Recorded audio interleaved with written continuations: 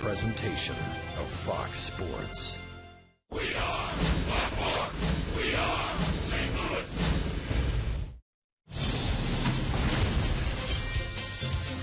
This is St. Louis Cardinals baseball from Denver, Colorado. The rubber game between the Colorado Rockies and the St. Louis Cardinals. And it's a major league debut for lefty Marco Gonzalez. This was when he was a senior in high school at Rocky Mountain High School in Fort Collins, Colorado. The only player in the history of this state to ever win 4 state championships in baseball. Today, he'll make his debut.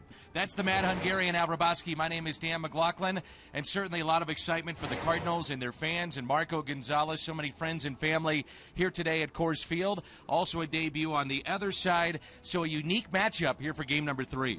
Yeah, I think it's really something special. Mike Matheny, the way he explains it, why Gonzalez gets the ball today, makes a lot of sense. He's a native of Colorado. He's accustomed to pitching. Actually, he's played 4 different games here at Coors Field in the past, and so I think he will be acclimated to this type of weather and the high altitude, so let's see what happens. Will he be acclimated to major league hitters? Well, we're about to find out. 2 of the hottest hitters in this series, a look at Matt Adams and Justin Morneau when we come back.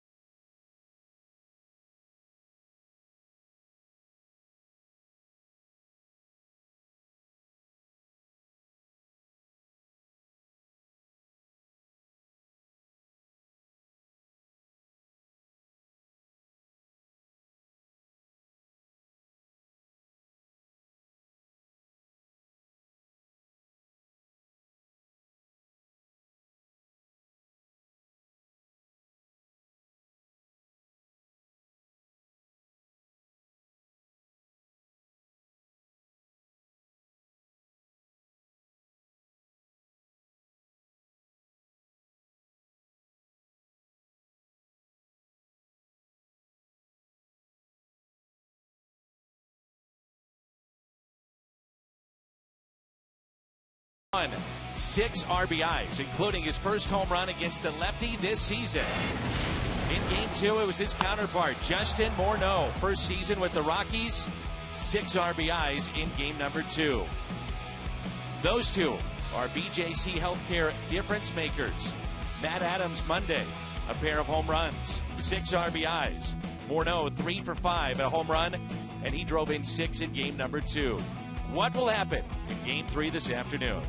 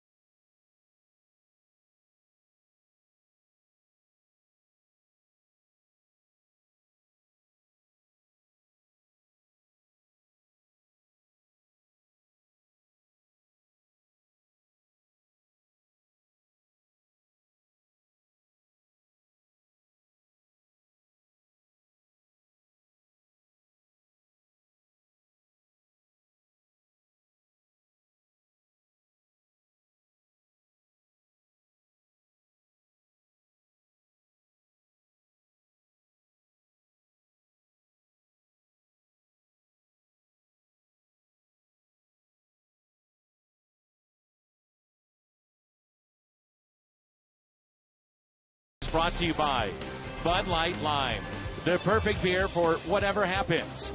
Come in and visit Mid-American Chevy dealers and make your move to Chevrolet today. And by Menards. Save big money at Menards on all your home improvement needs. Along with the Mad Hungarian Al Raboski, Dan McLaughlin here, Jim Hayes down on the field, and there's a look at Marco Gonzalez, the Colorado native, who makes his Major League debut here this afternoon.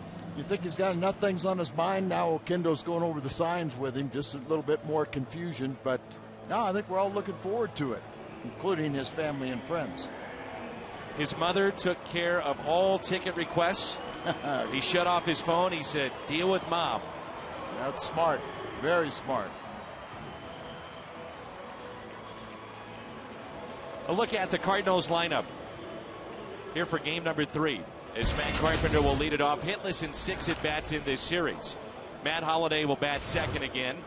Matt Adams, a pair of home runs in game 1.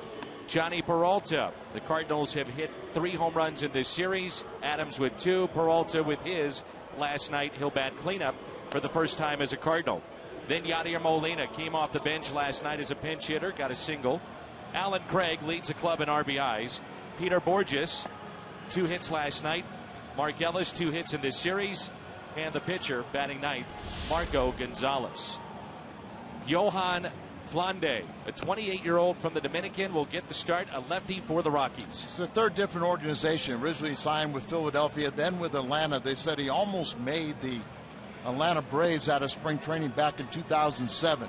Signed here with the Rockies as a minor league free agent, and here he is pitching in the big leagues. But almost an indictment against the Colorado that they don't have a prospect or somebody to bring up. They feel like they've already brought all those kids up.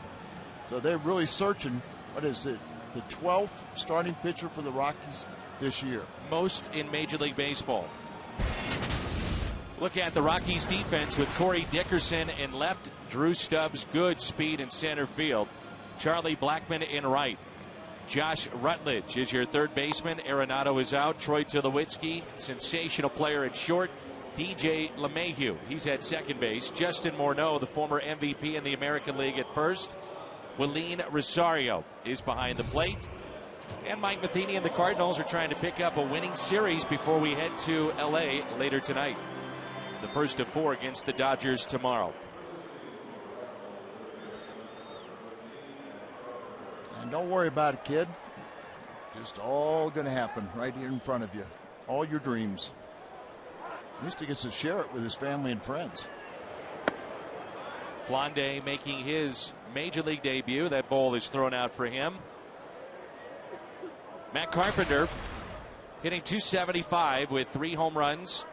He's driven in 28. Cardinals have had their issues with left-handed pitching this year. 26th in Major League Baseball with a .236 average. 9 home runs against lefties. That's the fewest in all of Major League Baseball. Flande, not a hard thrower. And the 2-0 is hit to first. That stays fair. Morneau steps on the bag for the out. And they feel that they'll get a lot of ground balls off this left-hander. Doesn't throw particularly hard, but has that ability to keep the ball at the bottom of the zone and get ground balls. It's been interesting to see in this lineup for Mike Matheny. You've got Matt Holliday in the second spot, where he's 4 for 14, a pair of doubles. Adams batting third, normally the spot occupied by the Cardinal left fielder, and Johnny Peralta batting cleanup. He's trying anything to get things going. Yeah, and I think part of the problem is we're not seeing Carpenter be the catalyst like he normally is.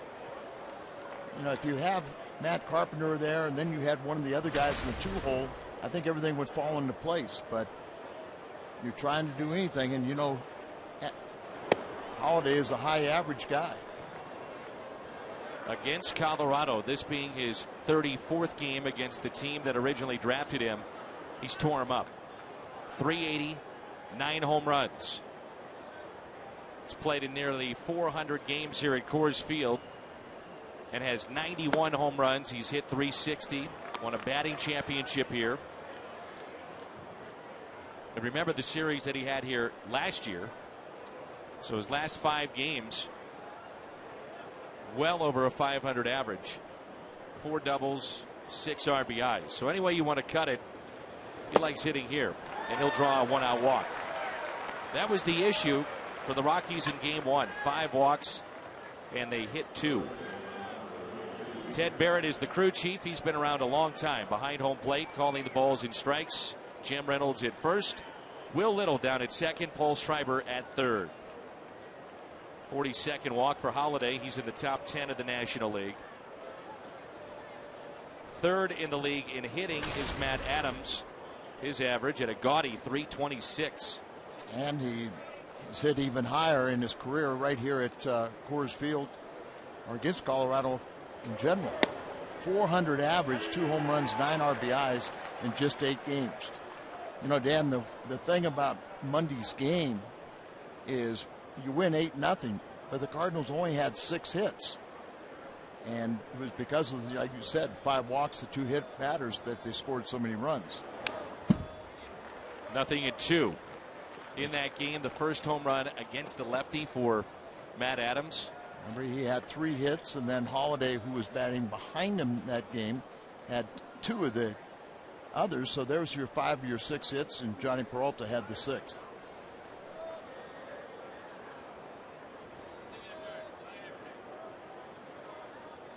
Here's the 0-2. Ground ball hit to second. LeMahieu out there, and no play for Tulowitzki. I've always found it interesting watching Troy Tulowitzki throw the baseball. He is not over the top. He slings it nearly sidearm, and he throws it as well as anybody. Accurate and hard to first base. Well, first of all, you would never teach that throwing position. And if you can do it and throw almost submarine style, you're going to throw the ball very hard and accurate. But you're right. You don't never see anybody throw that way. There's Johnny Peralta, homered for the 11th time last night. Troy Tulowitzki and Matt Holiday, former teammates and very, very good friends. And Holiday's saying that friendship starts after the game, not during the game, and did what he could to disrupt it. Now you see Holiday trying to teach Alan Craig what he saw from this left-hander, the release point. 1-0 pitch, and that's pulled foul past Jose Oquendo. 1 ball, 1 strike. So the first time we've seen the Cardinals shortstop in the cleanup spot in the lineup. But this is not foreign to Johnny Peralta. He has well above 600 plate appearances as a number 4 hitter in a lineup. Riding a modest 5-game hitting streak and RBIs in 4 straight.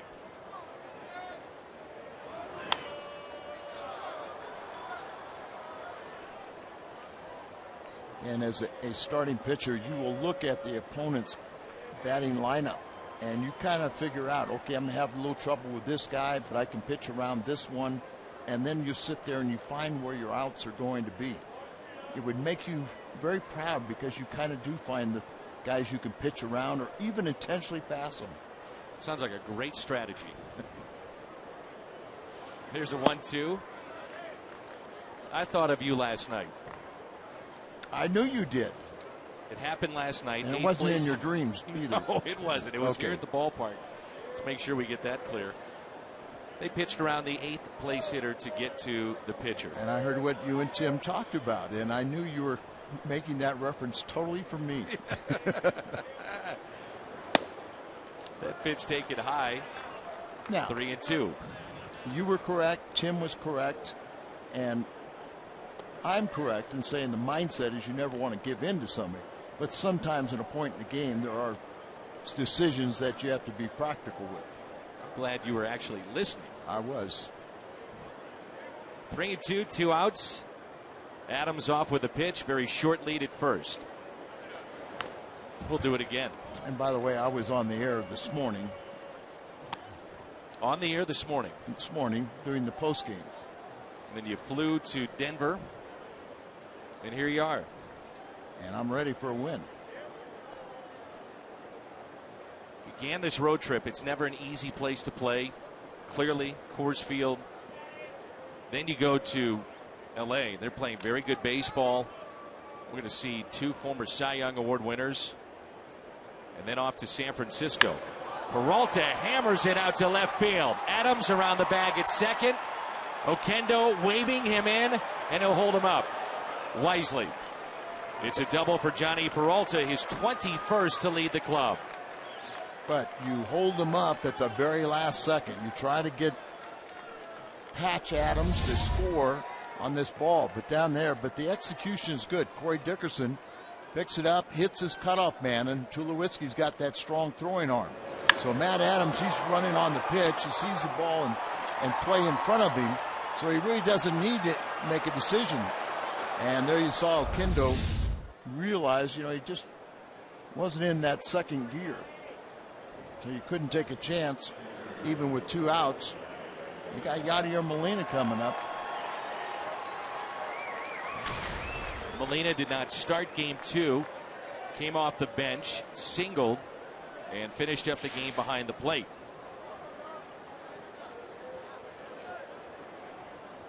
It was a big hit that he got also.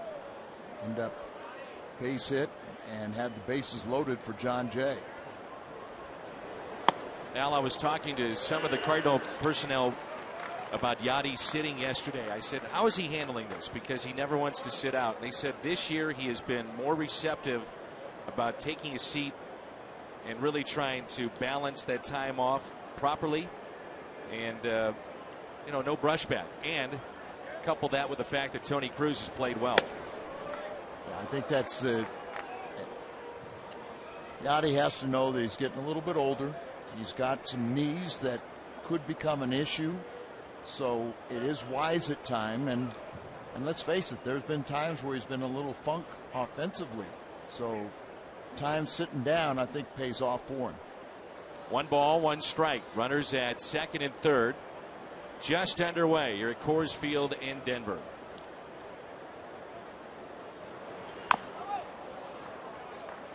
Didn't need that. Fouls it off his foot. Mike Matheny was never the offensive player that Yadier Molina is, but Mike Matheny never wanted to come out of a game either.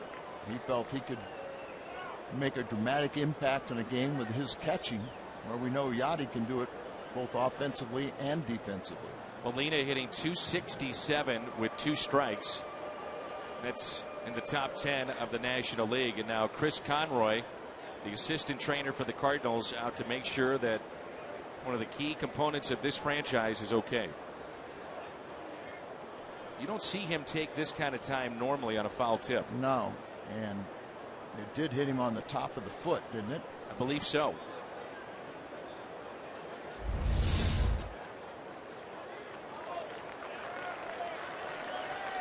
And the instep there, or right around the toe, big toe. It won't hurt his running speed. Molina among the leaders with runners in scoring position for the Cardinals this year. In terms of his average, near .290. Hits it out of play as he spoils the pitch. A little bit fool of that pitch, but hit that ball well back in its stance, and as you said, just got a piece of it to keep the bat alive. He will do that. There are times that the whole object of a pitch with 2 strikes by Molina is wait, follow it out of the strike zone and get a pitch to drive next pitch. And he's not afraid to let it get deep. That's pulled down the left field line, but foul.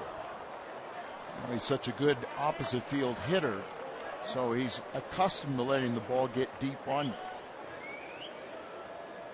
Flande is trying to have his first scoreless inning in the big leagues. He's pitched with 3 different organizations: the Phillies, Atlanta, and now the Rockies.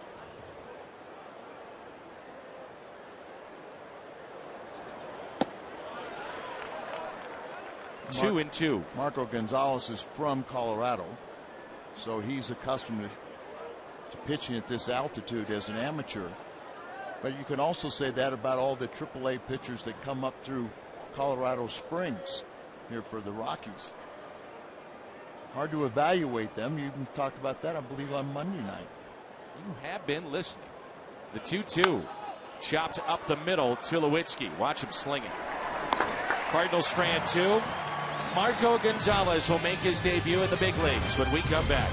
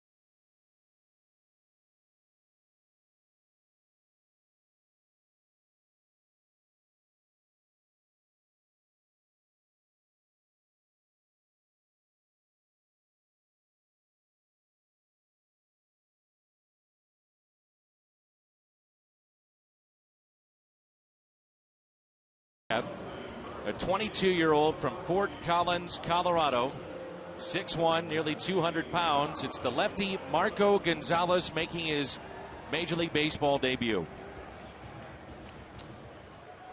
The interesting thing, you talked about how he was the only player to have, win 4 championship games, state championship games.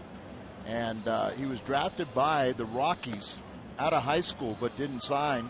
Went to college. He was drafted in the 29th round. And I didn't realize this, but his dad, we hear that he's in the short A League. He's a pitching coach there, but he was also Marco's high school coach. And even after Marco left, his dad was still with the coaching there for a couple years. And then this is his second year in the Rocky organization, and the Rockies were kind enough to let him be in attendance tonight. It's the high school hat, the Rocky Mountain Lobos.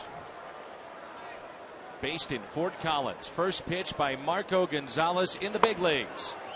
And it's taken for a ball. We're underway here in the bottom of the first. And it's Charlie Blackmon who leads their club in steals with 15. 307 on the year, the right fielder with 12 home runs. He's driven in 45. And it's 1 ball and 1 strike. And a nice round of applause for Marco. Marco's not going to blow you away with the radar gun. He's got a tremendous changeup. They say he has as much or more deception than any other pitcher. And he is able to make pitches. Just off the plate with a couple of these pitches and trying to find our strike zone with our veteran and crew chief Ted Barrett. Here's a 2-1 pitch. Hit out of play. Prior to this season, Gonzalez rated as the number 5 prospect in the Cardinals organization by Baseball America. Nothing special about the windup. You know, it's pretty conventional. But they say he's sneaky fast and deceptive. Also was listed as the best changeup. Left that pitch up. 2-2 the count on Charlie Blackmon. Well, the last time the Cardinals took a left-handed pitcher straight from AA, bypassing AAA, it was Donovan Osborne, April 9th, 1992 versus the Mets.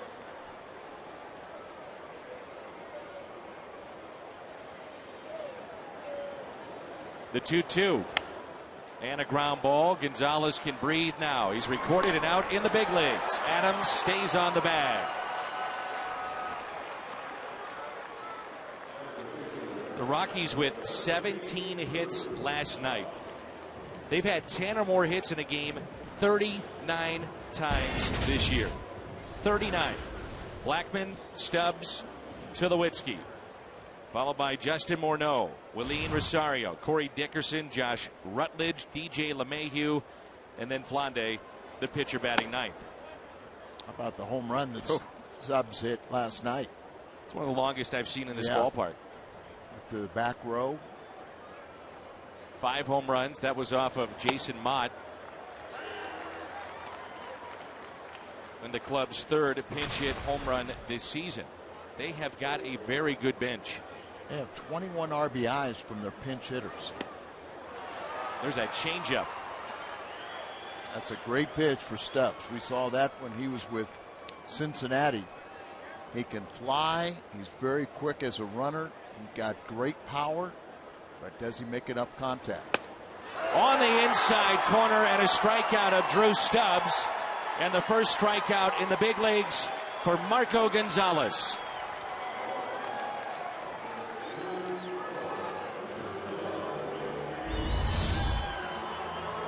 Stubbs strikes out a lot, but you can see right there, he thinks it's inside, but Yadi's just framing it perfectly for the called strike. Tulowitzki leads the league in hitting at .354. 1 for 3 last night. Received a pair of walks. How about that odd swing from a guy that hits over 400. 403 against left-handed pitching. How about the response, the crowd? This is a Marco Gonzalez home game. This is neat to see. Well, he's played in this ballpark 4 different times. He was a very good hitter, along with his pitching. Listen to this crowd. We always see a lot of Cardinal fans here anyway, but you mix in Marco Gonzalez, and really a high school legend in baseball terms around here in this area. Think about it. He was a 9th grader when he won his first state championship. Pretty amazing. 0-2 on Troy Tulowitzki. He got him with a changeup. Marco Gonzalez, his first inning in the big leagues, and he strikes out 2.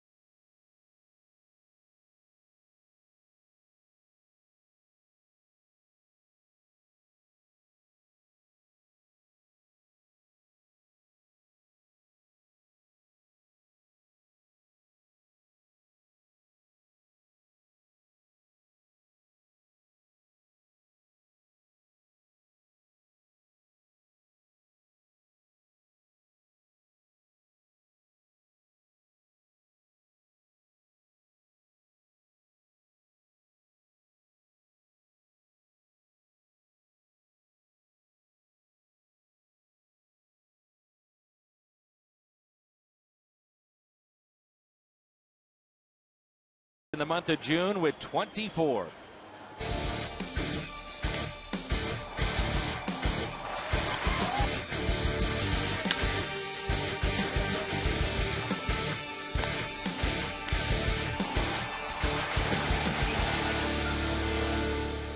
Tops on the club in RBIs with 39, 2 hits and 9 at-bats in this series.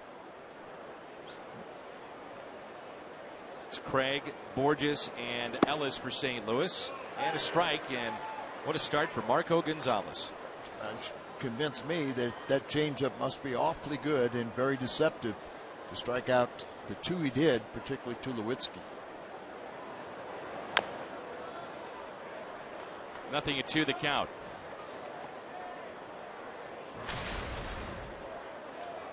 Mentioned Carpenter being a table setter, and in many ways, as the Cardinals pick up runs and pick up wins, a lot rests on the shoulders of Alan Craig. Not just him, but he's a big part of it. It just missed on the outside corner. One of the core players the Cardinals locked up, and with the contract comes more responsibility. And I'm sure Mike Matheny moving him down the lineup a little bit just to give him a little bit of a breather. I'm sure he'll be back in his familiar cleanup spot.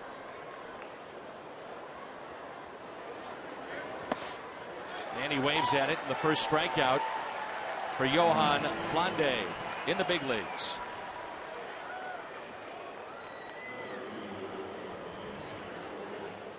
Time now for you to tweet your photos using the hashtag STLFanPhoto for a chance to have it shown in a game broadcast.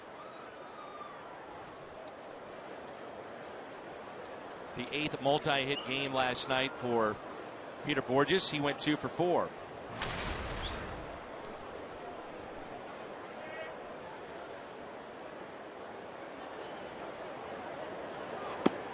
And Peter's dad is in the seats again. Former major leaguer and now working as a scout. Lives in Arizona, so a short trip here to Denver. Mike Matheny asked about the decision, John Jay or Borges in center field, and John Jay is leading the National League in batting average against left-handed pitching.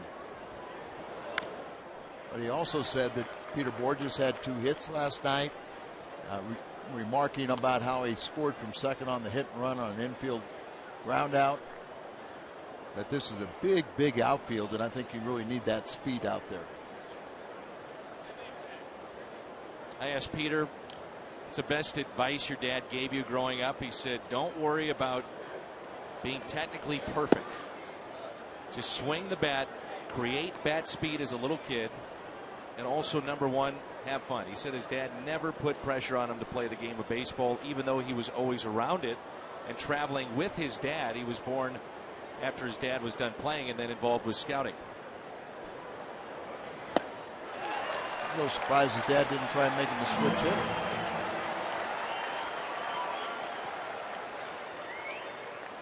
Second strikeout, 2 in a row for the lefty. The moves for the Cardinals to create a spot for Marco Gonzalez. Joe Kelly placed on the 60-day disabled list. And then Pete Kozma optioned to Memphis in AAA. He did clear waivers, and those were option waivers, which means that teams would have 48 hours to pick him up.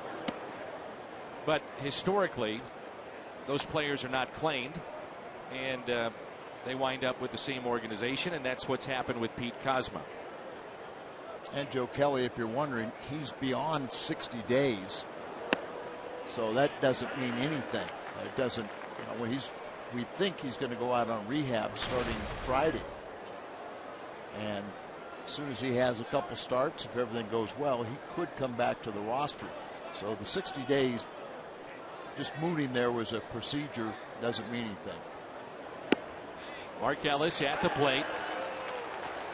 1 ball and 2 strikes. In the sense that it wouldn't restrict him coming back. Yeah, I think a lot of fans, if you don't follow the game as closely every day as we do, you say, well, 60 days, what does that mean? He's another 2 months, and that's not the case. No, because he's been out early April or mid-April, so it's about 65 days. That was the number that Mike Matheny used today. And also about waivers, people probably would be stunned to know that just about every player at some point in the year is put on waivers, and there's ones that are revocable where some other club takes them, you can pull them back, and a lot of times you put them through there trying to sneak them through. On the outside corner, Ellis drops his bat. He can't believe that called third strike, and Flande strikes out the side here in the top of the second.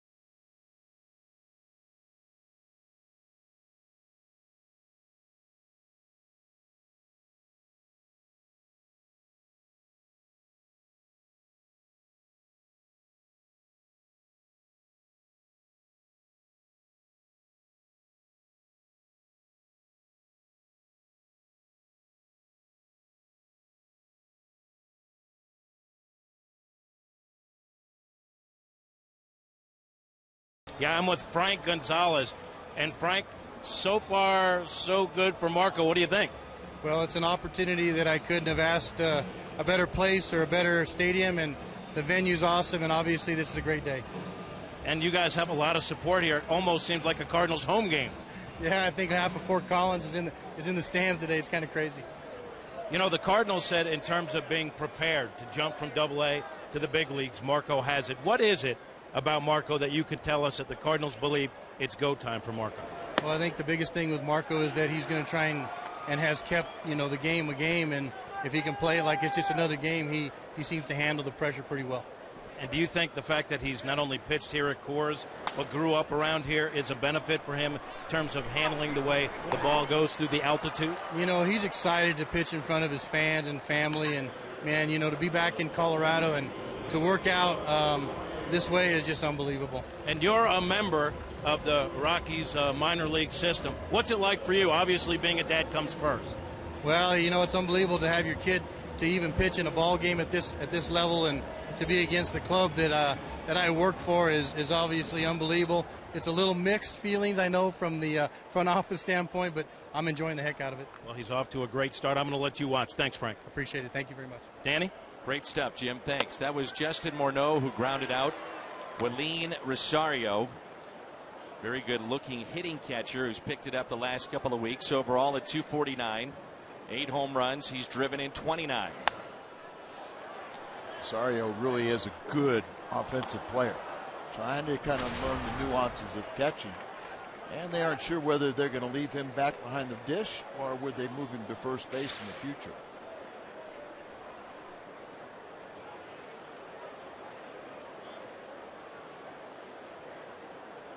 Here's an 0-2 pitch. The changeup again. Gonzalez has seen 4. He has struck out 2. He got Stubbs and then Troy Tulowitzki. Al Hrabosky, correct me if I'm wrong, your debut is 1970, right? Yes, sir. What comes to mind when you have seen these debuts over the years, when you look back at your career and just thinking about that first time heading to the mound? There's a ground ball that's hit to short. 5 up, 5 down. It's funny because I don't really remember that much. I came in kind of a mop-up role. I think I pitched 1 inning. I'm not sure, but it was a real thrill. And I remember my second appearance a lot more because I got a victory. And then my third appearance was the only start I had in the big leagues. Do you remember your first strikeout victim? Nope.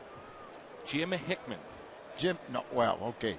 Hickman, and he was having a great year that year for the Cubs. And like I said, I think I struck out 4 out of the 6 in 2 innings, and I got the win. It was a little bit of a mismatch. It was the 16th and 17th innings at Wrigley Field, and obviously this was pre-lights, and I think probably a 3 o'clock start. So it was getting a little dark. You know what, though? It was Major League Baseball. Oh, yeah.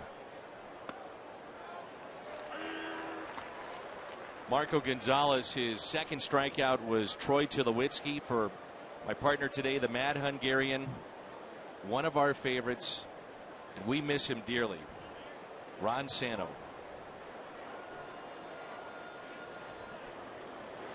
Here's a ground ball hit to second. Marco Gonzalez, 2 perfect innings. We played 2 here at Coors Field in Denver, and there's no score.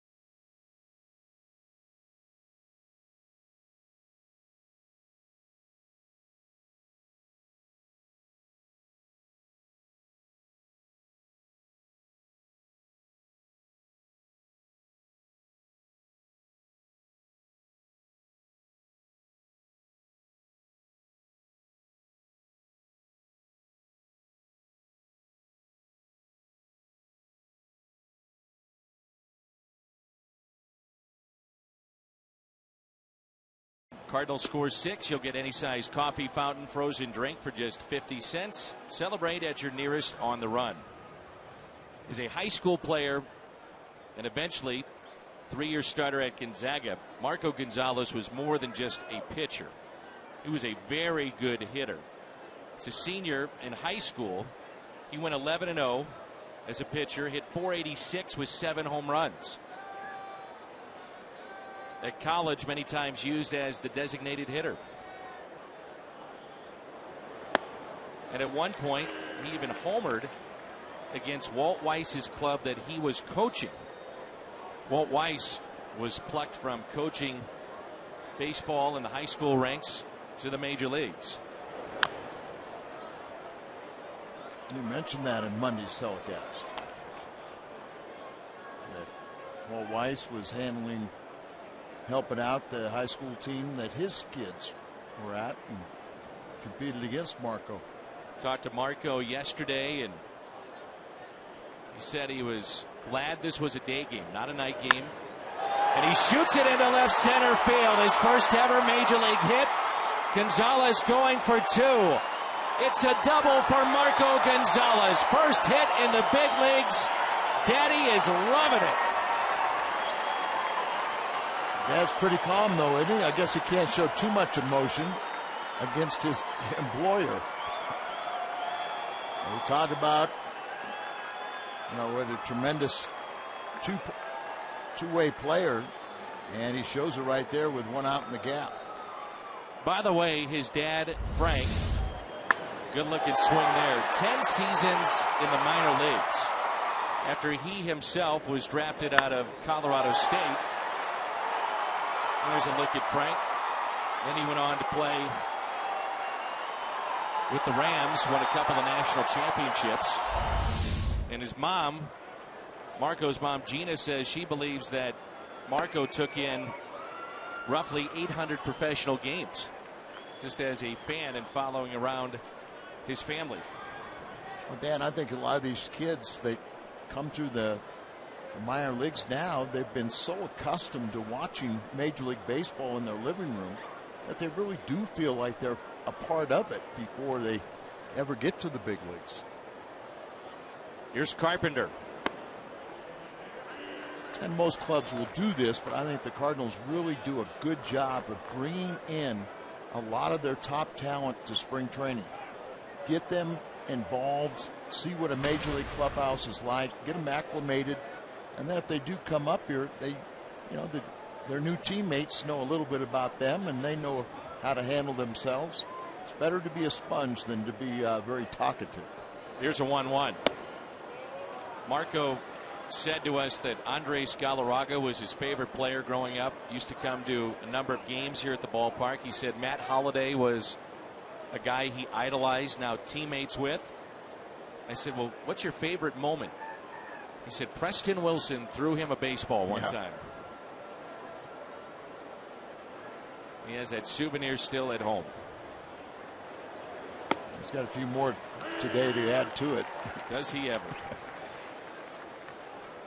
And let's hope, a long way to go, and let's hope he gets his first Major League win, get that ball. I think that'll top them all. 2-2 the count on Matt Carpenter, one of the top leadoff men in all of baseball. Marco Gonzalez. Leadoff double to left center.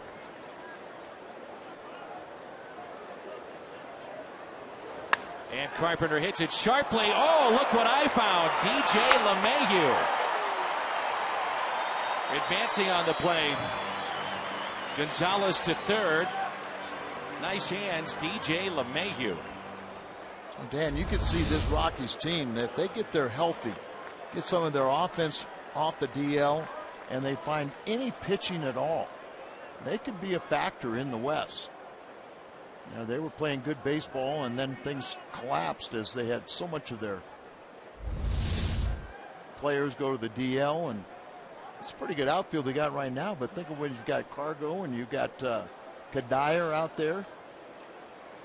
If you look at the big three that are out, this is position players, and they've had plenty of injuries with their rotation. But Carlos Gonzalez, Michael Kadire, Nolan Arenado. Yeah. They have combined to miss 100 games already this year. And with Arenado out, they are 9-20. And he got off to a fabulous start this year. Very good two-way player himself.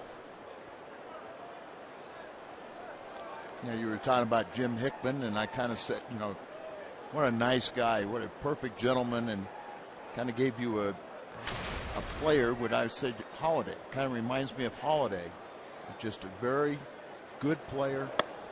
Knows how to play the game the right way. Very quiet. Some of the Cardinals have been frustrated with the strike zone of Ted Barrett in his 18th year in the big leagues, our home plate umpire. Thought Ellis had a legitimate complaint.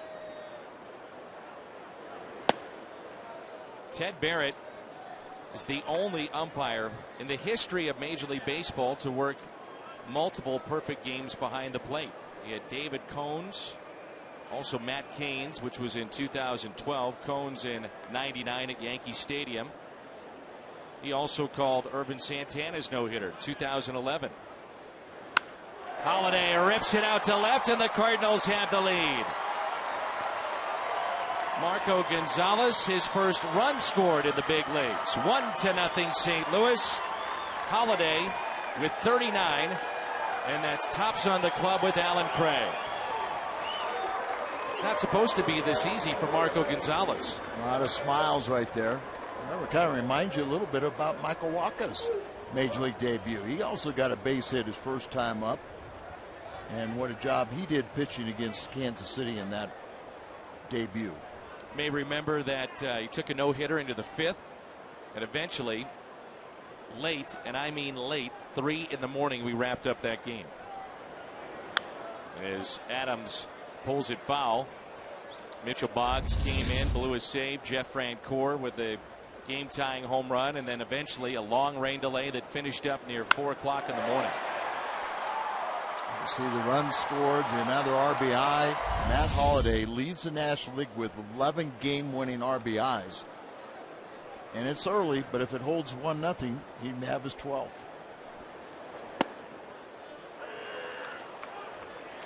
Nothing at 2 on Adams. Well, Matt Holliday has 126 game-winning RBIs in his career. And some people say he can't hit in the clutch.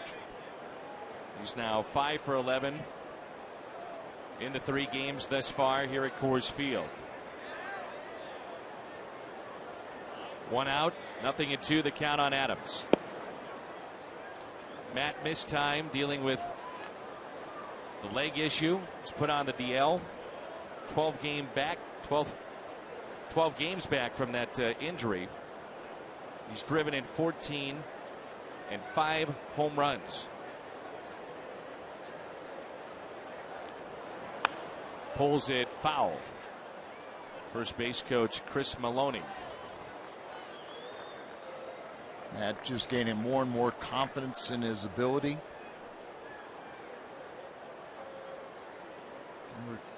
Double-A, he really turned the corner. Texas League Player of the Year, Cardinal Minor League Player of the Year. Saw last year how productive he could be at this level, and just carrying through this year. On 1-2. Adams hits it a ton. Out to deep right. It is hooking and caught. Just got underneath that one. Hit it a mile high. And he would love that one back. And just a little bit out in front and underneath it.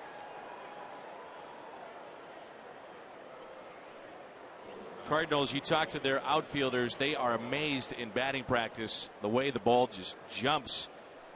It's not unexpected, but first-hand look at it, it is something. July 5th, show your colors and salute the red, white, and blue. Cardinals patriotic jersey. 25,000 fans, 16 and older. Take home a one-of-a-kind item. And that's July 5th when the Marlins are in town. Here's Peralta, who doubled. And he looks at a strike. One hop off the wall and left. Then was stranded. The Cardinals have left 2 on today. This pitcher, Johan Flande, the 28-year-old, was signed in 2004 by the Phillies. Really cruised through each level until he got to Double-A, and that's when his struggles began. Released by Philadelphia, picked up by Atlanta, and now with the Rockies. I used to think that if you could be successful at Double-A, you could pitch in the big leagues, or you could play in the big leagues.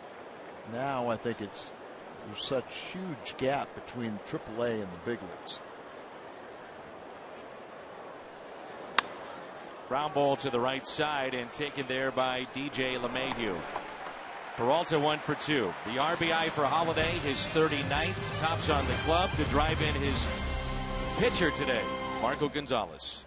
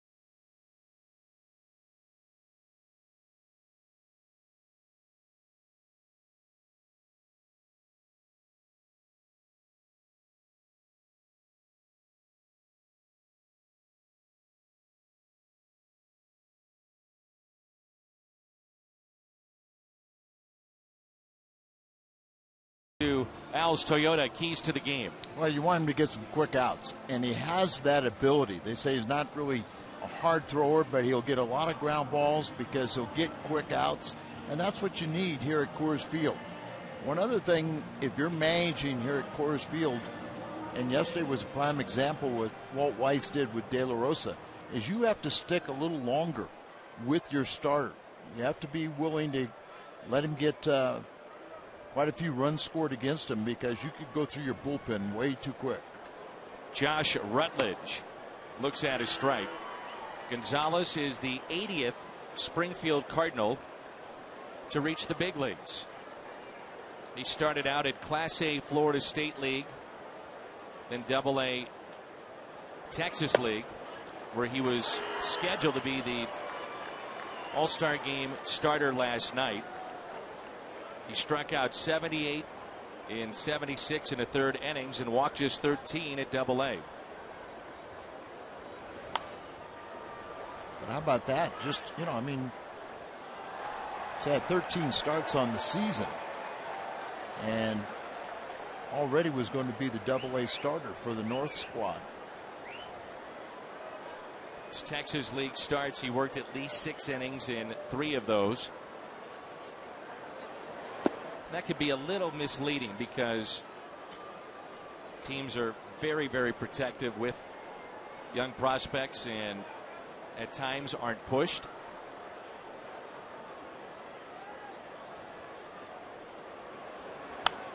One, two, another changeup, and it's popped up. Gonzalez will get out of the way, and Matt Adams will make the play. Let's look at the Cardinals defense as Around the Horn is presented by Dobbs. It's Holiday in left.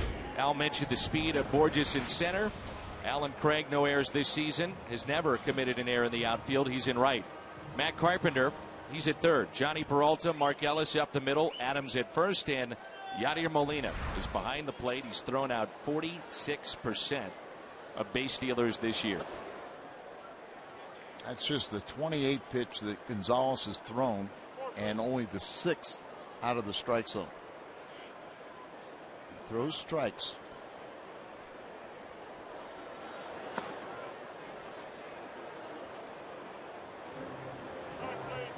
Two balls, no strikes on DJ LeMahieu.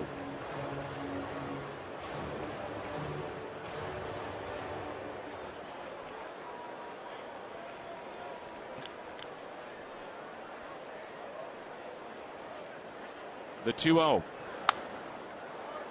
And that's it out of play.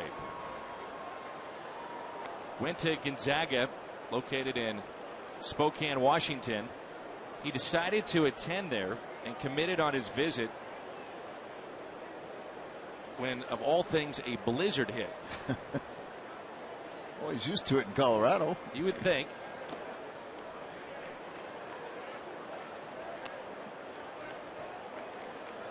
Three and one to count. Word you always hear to describe this lefty during spring training, even last year, poise. Constantly described that way.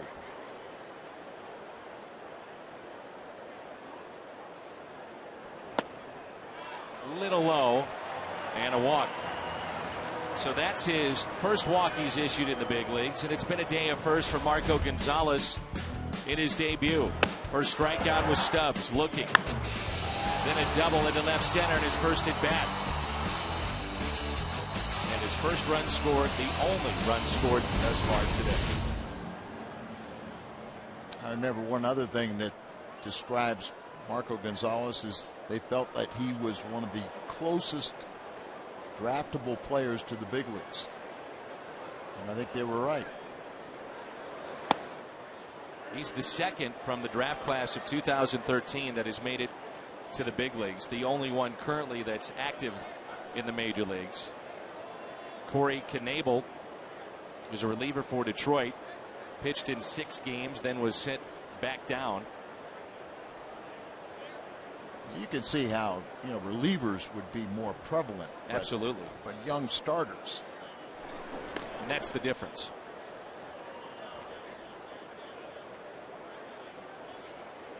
Today, only the 6th time this has happened since 1933, where you've had 2 pitchers making their debut and squaring off.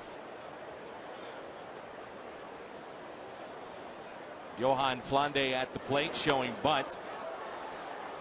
And I believe it's the second time it's happened with the Cardinals, and one of the guys was pretty well known, and we sure miss him. It's Bob Forsch, and that happened in 1974. There's a look at it. July 7th of 74, so midway through that season, Forsch was called up. Author of 2 no-hitters for the Cardinals, the only man to do that. 100+ years of St. Louis baseball history. Did it in 78, again in 83. His brother Ken threw a no-hitter. The only brothers to have authored no-hitters at this level.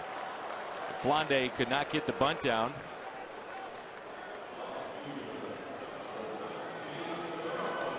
Bob Forsch, people forget, he was a third baseman, and it was at Class Low A Lewiston, Bronx. 1970. They converted him to a pitcher. Then the debut in 1974. I saw Bob Forsch play third base. So the conversion to pitcher was the right move? Yes, it was. Glove or bat? Or both? Well, he wasn't going to hit at that level, but he became a very good hitting pitcher. Sure did. And third on the all-time Cardinal wins list is Bob Forsch. People may not remember that, and the evolution of Bob is from the rookie there in 74 to becoming a 20-game winner, and later on being a spot starter and guy in the bullpen. But he changed the 87 National League playoffs with one pitch. Here's a ground ball off the bat of Charlie Blackmon. Rockies strand a runner. Forsch with 163 wins, third all-time in Cardinals history.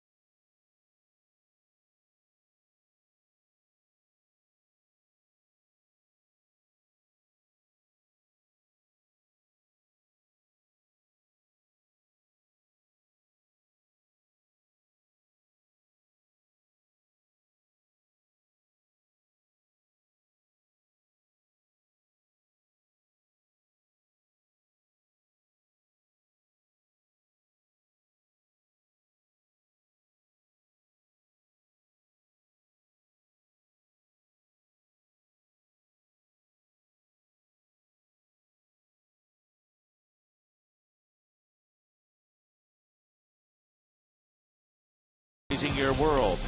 And by Schnucks, your neighborhood hometown grocer for 75 years. It's I-25 and you head 60 miles north. All of a sudden, you're in Fort Collins. Hometown, Marco Gonzalez, who's made his Major League debut for the Cardinals here today. Yadier Molina, Alan Craig, and Peter Borges for St. Louis. Happy birthday.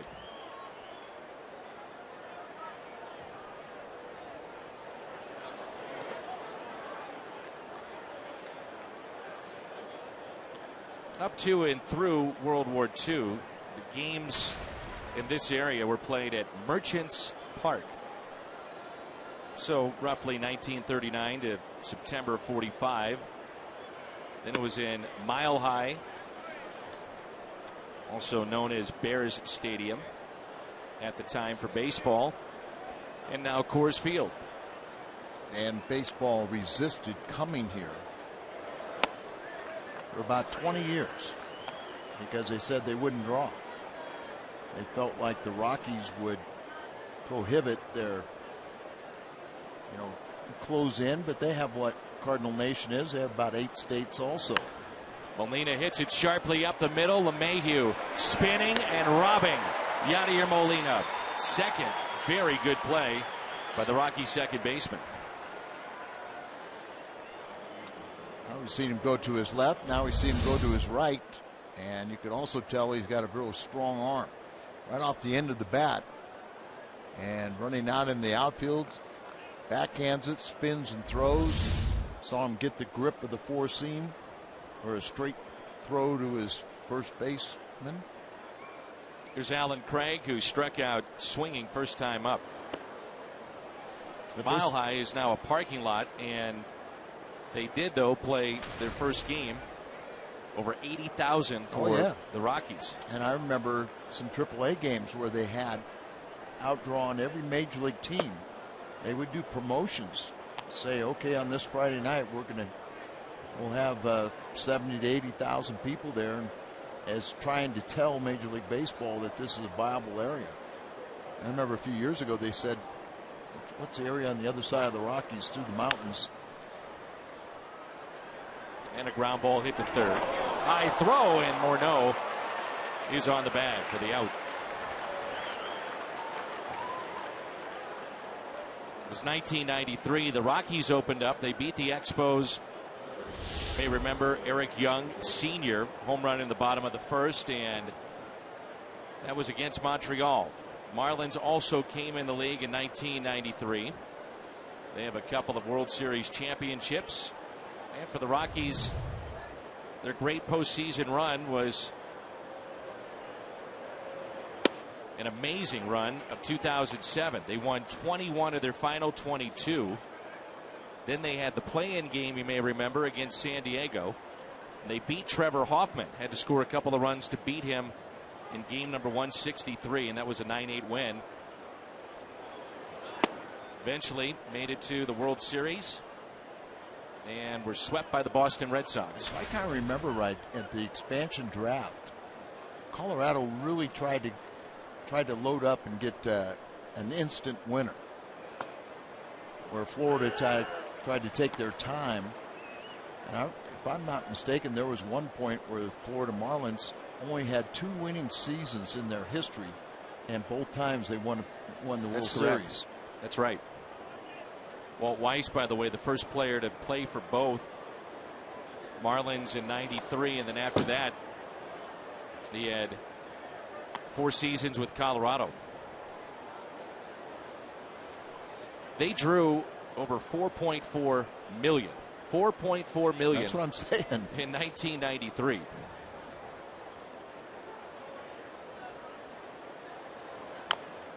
Borges chops it foul. Baseball thought that the Rockies, the attendance wouldn't be able to draw anything west, and they proved them wrong. But they realized they come from north, south, east, west, every place. Remember those names like Dante Bichette, Charlie Hayes, Vinny Castilla, Andres Galarraga. Talked to Vinny today. Armando Reynoso. Galarraga got it going in the second half of '92 in St. Louis. He changed his stance, opened it up, and he put both eyes, so to speak, on the pitcher. Wasn't closed up, left eye dominant, opened up, and boy, did he love hitting here. Put up some big time numbers. And there was Don Baylor, who was the one that changed him in St. Louis. And then the manager here. Yeah. So he knew what he was getting. And by the way, Don Baylor has rejoined the Angels. That's good to hear. Yeah. Catching first pitch ceremonies on opening day and fractured his leg. 2 balls, 2 strikes, and the former Angel Peter Borges.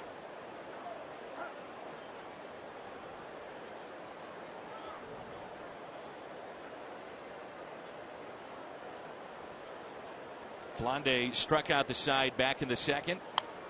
A good battle here with Peter. Rockies improved by 10 wins last year, but they're coming off consecutive last place finishes. First time they've done that in their 21-year history.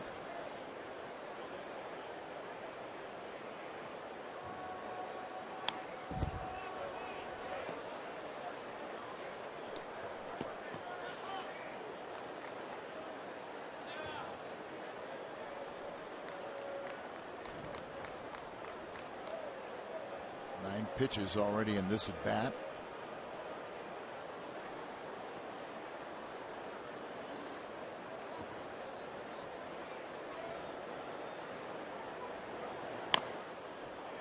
Make it 10. At one point they had over 200 games sold out consecutively. That was in '95 to September of '97. That was broken in game 2 of a doubleheader against the Cardinals in 1997. Here's a 2-2. Put in play, slowly hit. He was jammed. And Rutledge the high throw, but again, Morneau on the bag. Midway through 4, the Cardinals on top.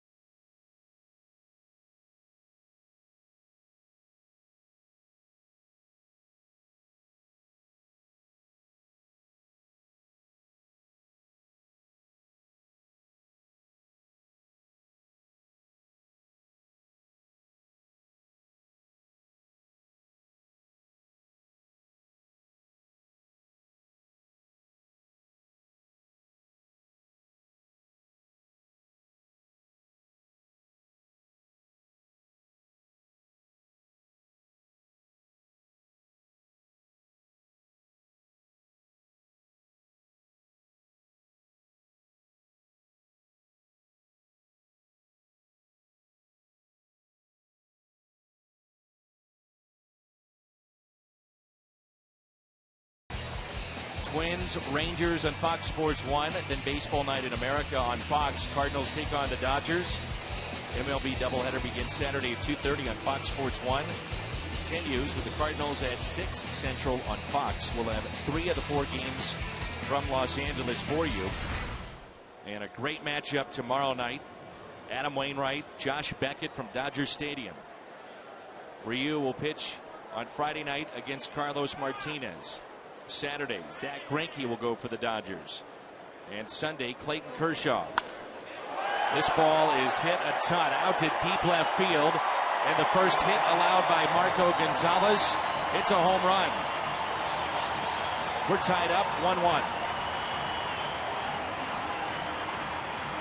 Drew Strutz was Gonzalez, his first strikeout victim, and now he's the first home run hitter. It was his 6th home run, his 2nd in 2 days, and his 19th RBI.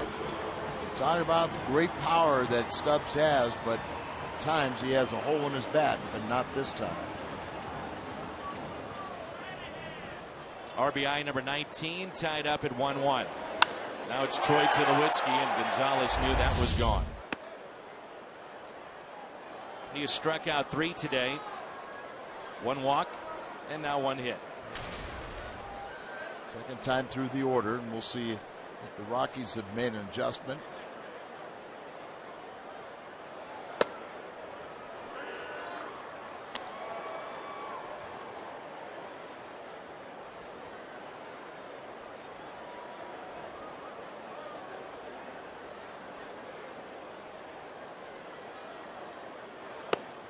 On the inside corner, 1-2.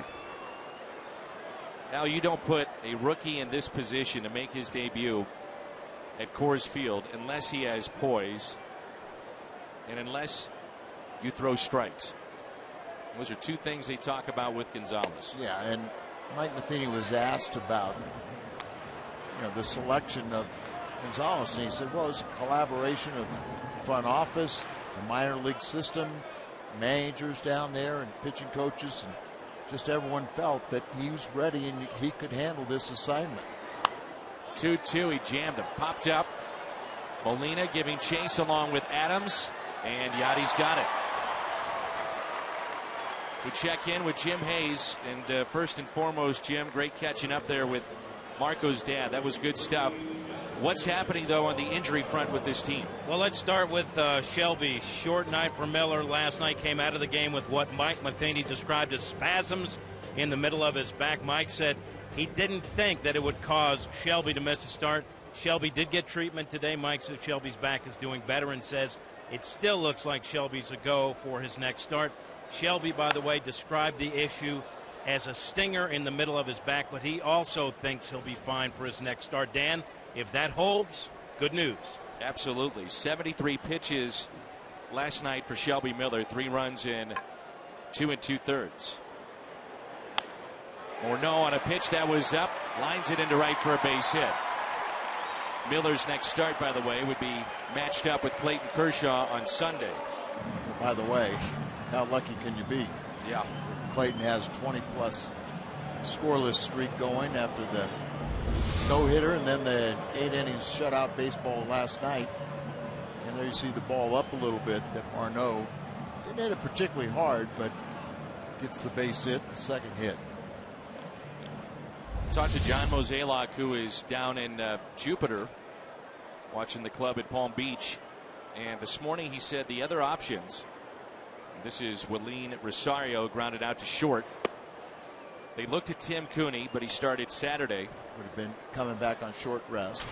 Angel Castro, who is stretched out and could have made the start. We saw him called up twice, never make it into a big league game yet. They looked at Ben Petrick as well. But again, as you said, best option, Marco Gonzalez in their mind. Petrick was the Cardinals minor league pitcher of the year last season.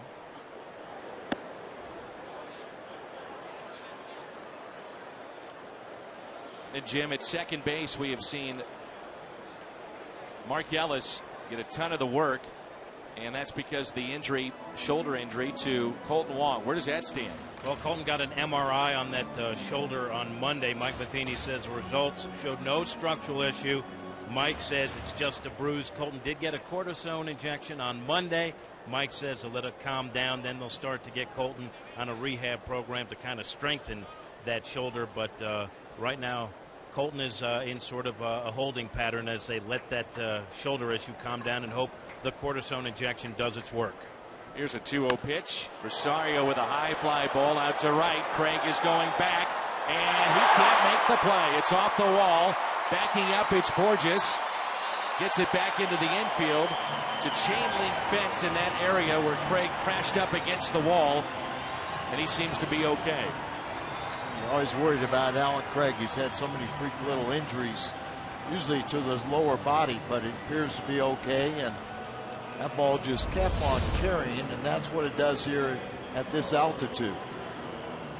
And he just hits all the chain link fence, not any supports. So that part is good. And Peter Borges, as you said, nice job to get over there and get the ball and get it back in quickly before they can score.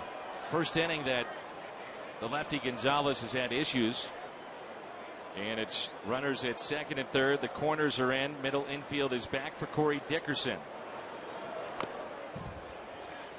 The changeup is so good by Marco Gonzalez, and maybe we'll see it here in this at bat, but he's not afraid to throw it against left-handed batters. Many times you don't see the lefty-lefty confrontation with a changeup, and Gonzalez, it's such a plus pitch. They want him to throw it. That's like sometimes a guy that has a screwball. You know, you want left-handed batters to face him because you kind of take that pitch away from him. Good pitch in on the hands. Now 0-2. And if you have a good one, why shouldn't you use it on both sides of the plate? The hitters on both sides of the plate. It's just part of the fact is if you throw a good one, you want it down. And most left-handed hitters are low ball hitters. But you're really trying to pitch to contact, so just keep it off the plate. Don't let it be in the center, and you still can achieve your goal of getting an out. Here's an 0-2 pitch to the backstop, and Yachty fires to third, and the Cardinals catch a break. Like a breaking ball that. Now, would you believe if I told you that was a set play? No. Okay, well, I won't try it then. Set up away and look at the breaking ball, but obviously he didn't pull down on it, and really kind of a smart play by Yachty. So he gets it off the backstop and fires down to third as the runner. You know, would he be coming down the line a little further than normal? We've seen that breaking ball up a handful of times from Gonzalez. It's a work in progress. 1-2 the count. Ooh, doesn't get the call, and it evens it up at 2-2. Chevy Fox tracks. There's, you know, you're talking about hitting a spot, and he hit that spot, but it was a little bit wide.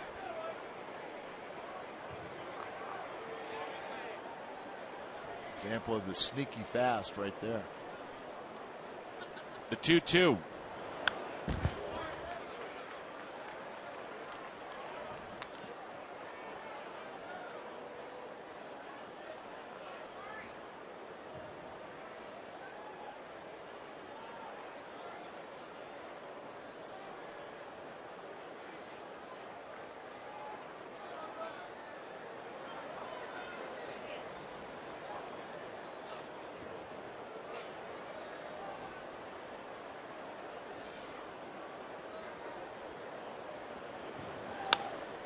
Out of play.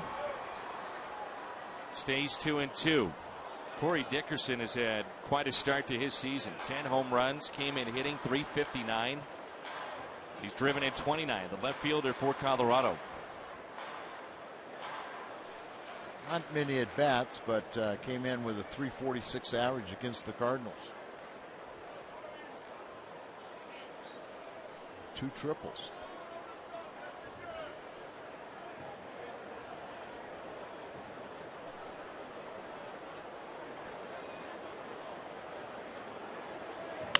Off-speed pitch and a base hit into right center. That was up. Dickerson is thinking 2. The throw into second base, not in time. A 2-run score.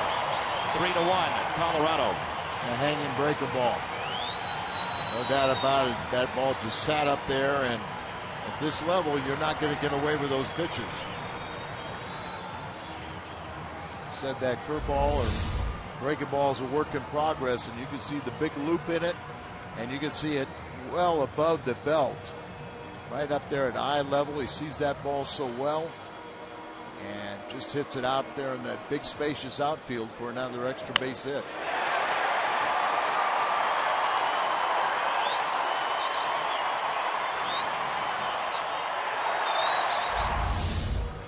Derek Lilliquist out to visit with Gonzalez, who has seen a pair of doubles, a single, and a home run in this inning.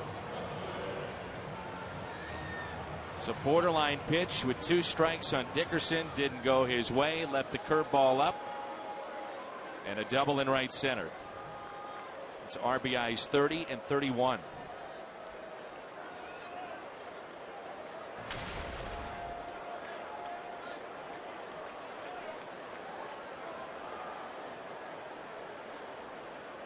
Josh Rutledge with a runner at second base. Cardinals started this action today. Excuse me, the Rockies started this action today with a .283 team batting average.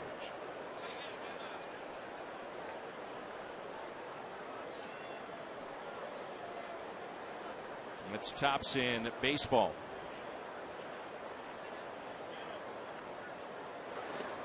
In the dirt. 2-0. Last night's ball game, the Rockies, with risk, runners in scoring position, had 21 at bats, 7 for 21.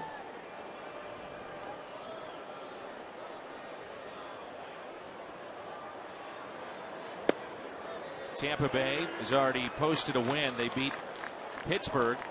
David Price picked up the win, pitched into the 9th. He struck out 11. That gives him 53 strikeouts in June, which is a new club record for any month by a Tampa Bay Ray. Scott Kazmir had the previous record of 50. That was set in August of 2007. Do you think it's an advantage hitting here at Coors Field? The Rockies as a team hit .328 here at home, .237 on the road. Inside and low. Second walk issued by Gonzalez. That brings in the 8th place hitter, DJ LeMahieu.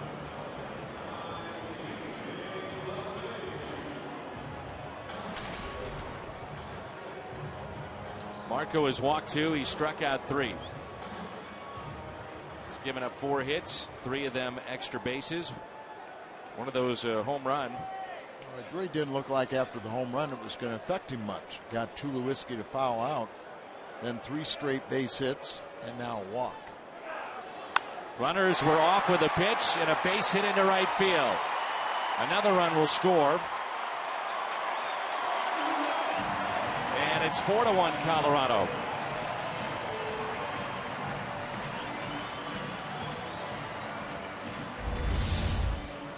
Let's take a look at it. They're running on this ball and get around third, and you see a little tangle, a little obstruction, but was going to change the course of that play. Now you have the pitcher up. Runners at first and third. The RBI for LeMahieu, his 20th. He's had a very good game. 2 outstanding plays defensively.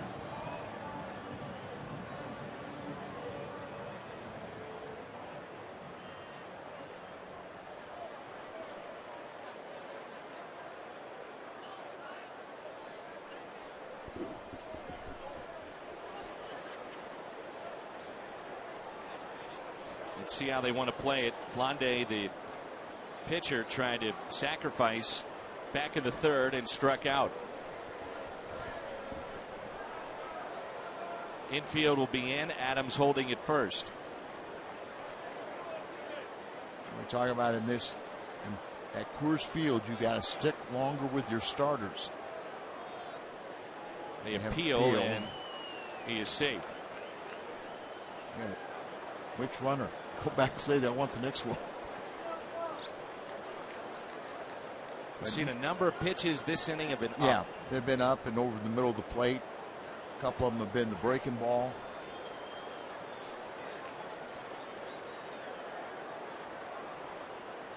Yadier Molina, no stranger to catching major league debuts. He's done that a number of times.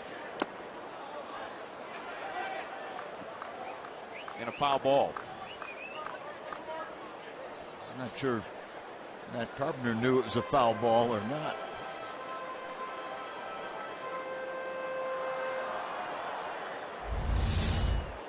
You see both runners here. They'll get tagged. Well, you can see why they thought about the appeal there. He got the inside part of it, and then a little dust up there, but doesn't change the course of the action. Showing bunt again. Runner from first off with a pitch. Puts it in play, a run scores. 5-1 Colorado. RBI for Blonde, his first in the big leagues, as Rutledge scores.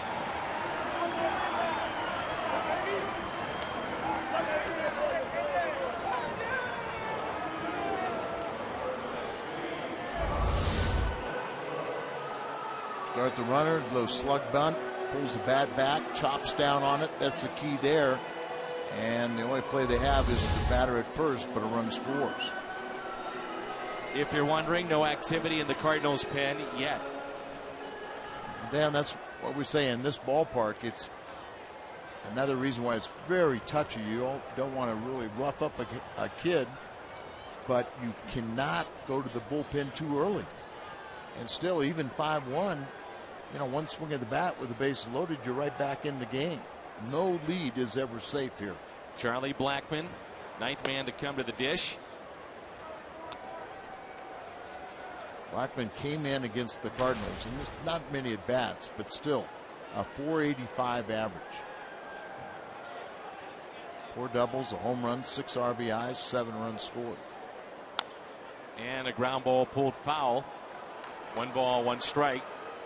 Yadier Molina has been in this spot before with these young pitchers, whether it was Walters or Ottavino, Lynn, Kelly, John Gast, Lyons, Michael Wacha. Also gives you an indication of how well the Cardinals have developed talent enough to get here. Guys that keep in their system are guys like Ottavino who go elsewhere. That's off the end of the bat. Glove by Carpenter and out. So 9 men come to the plate. Second time through the lineup for the Rockies. They go 5 for 8 against Gonzalez.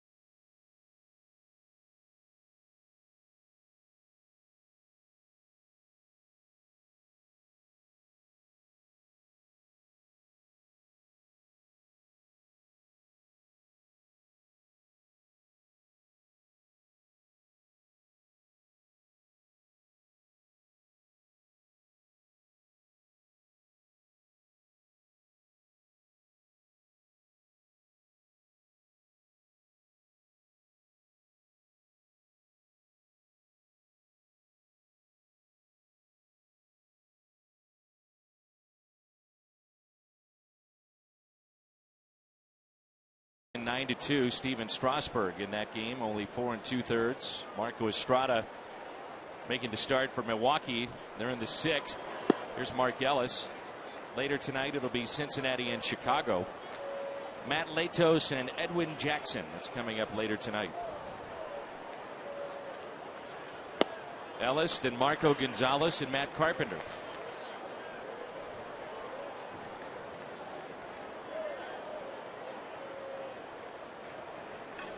Ellis was called out on strikes first time up. But once again, the Cardinals, and this is historically, it seemed like always have trouble with a left-hander the first time they face him, guy that doesn't throw particularly hard. And here we are once again. 28 years of age. He's 2-9 this year at AAA. And Ellis hits a high fly ball out to deep left center field. Dickerson is back, and it's off the base of the wall. Mark Ellis almost with his first Cardinal home run. That's about 400 to the gap in left center. Yeah, and that ball just kept on carrying and carrying and carrying. They say the ball will travel about 10% further. So you're talking about a can of corn, about 360 versus 400 feet. And right up at the deepest part, right out there, is where this ball goes up against. Off the wall, and they hold him to a double. Here's Marco Gonzalez, who doubled and scored a run back in the third. Showing bunt. Last time, a Cardinal pitcher with an extra base hit in his first career at bat in his major league debut. I'm sure you remember Dan Herron. Danny Herron, back in 2004, I believe. June 30th, 2003. Gonzalez does a nice job. Gets the bunt down. Blonde, the second baseman, LeMahieu covering the bag. Sacrifice is good. And it'll bring in Matt Carpenter, who's 0 for 2. July 4th, all fans entering with a ticket receive a replica 2004 NL Championship ring. It's fireworks that night. And by the way, that's the only Independence Day fireworks show in downtown St. Louis. It's presented by Cooper Tires. Tickets are available at cardinals.com/promotions. That weekend has got the Edmonds bobblehead and the patriotic jersey as well. I'm going to test your memory right here. But on that trade, or excuse me, the trade that Herron hit the base hit off of Jason Schmidt. And you wonder why the Pirates were in losing season for 20 years. Remember, that was Jason Schmidt and John Vanderwall went to the Giants. And it was for a second baseman that got hurt in like a second ball game.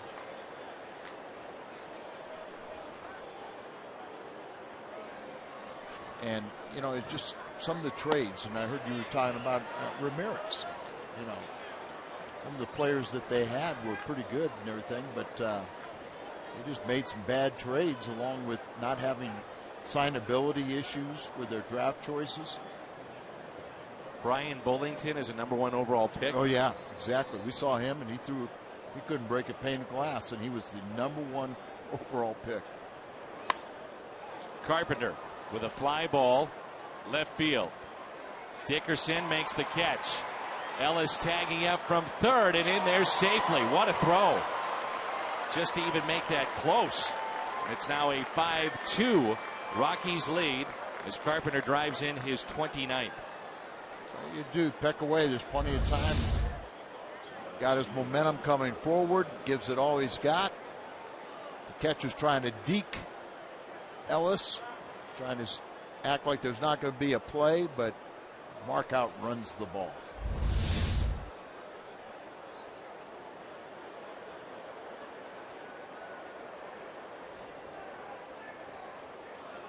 Now it's Holiday, who has walked and an RBI single to left field to drive in Marco Gonzalez.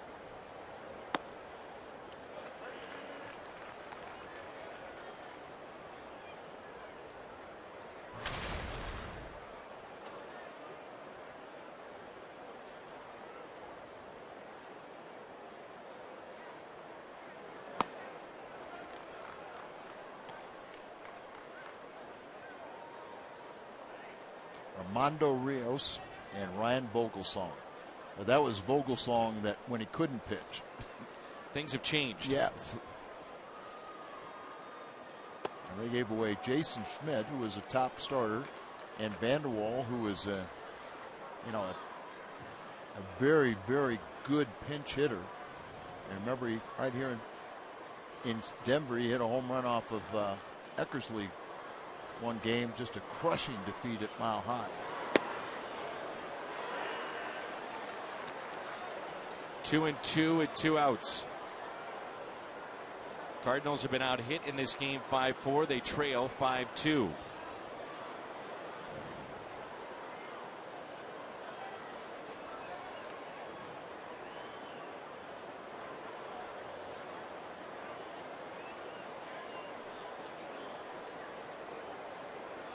The 2-2.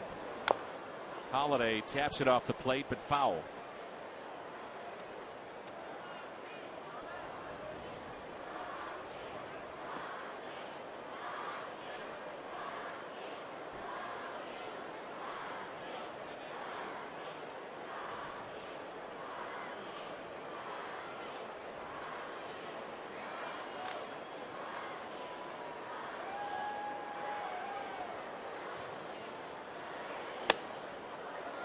Missed up and in. 3-2. That's got that high on base percentage, and he's helped his cause today. A walk and a base hit and RBI. Now 42 walks, top 10 in Major League Baseball. Had some tremendous seasons here with the Rockies. Then it was off to Oakland briefly. And he rips it out to center field. Stubbs is back. He'll look up, and that's off the wall. Holiday loves hitting in this ballpark. His 6th hit, the 3 games of this series. Remember when he was a Colorado Rocky, he loved hitting against St. Louis Cardinal pitching. He almost had a multi-hit game every time he played, and seemed like he almost hit about 500 against St. Louis. But breaking ball, he's a low ball hitter, and he gives this one a ride. That one went off the wall. Now it's Adams. No lead is safe. You have a rookie out there making his debut. It's only in the 5th. Long way to go. Rockies get their bullpen active. And when you see what happened last night, you're watching this today, it gives you an idea of just how good Lance Lynn must have been in game 1. No doubt about it. And Dan, too, unless you've golfed up here at this altitude or played a physical sport, it is taxing.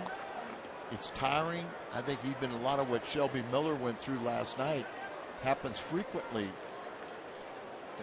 We always talk about hydration, but it's almost here at this dry altitude. If you start feeling like you need a drink of water, it's too late. Your body's already cramping up. Adams hits it the other way. Dickerson back, looks up, and it's gone. Opposite field home run. Big City.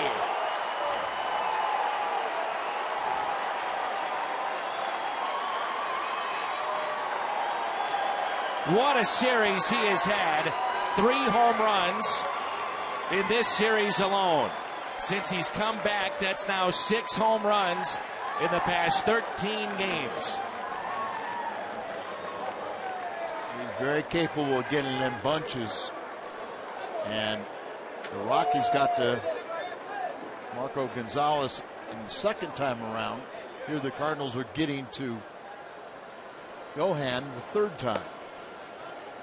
Now a 5-4 Rockies lead. And he has the power to hit it out of any ballpark, and he just showed you right there. Went off the back railing on the other side of the fence.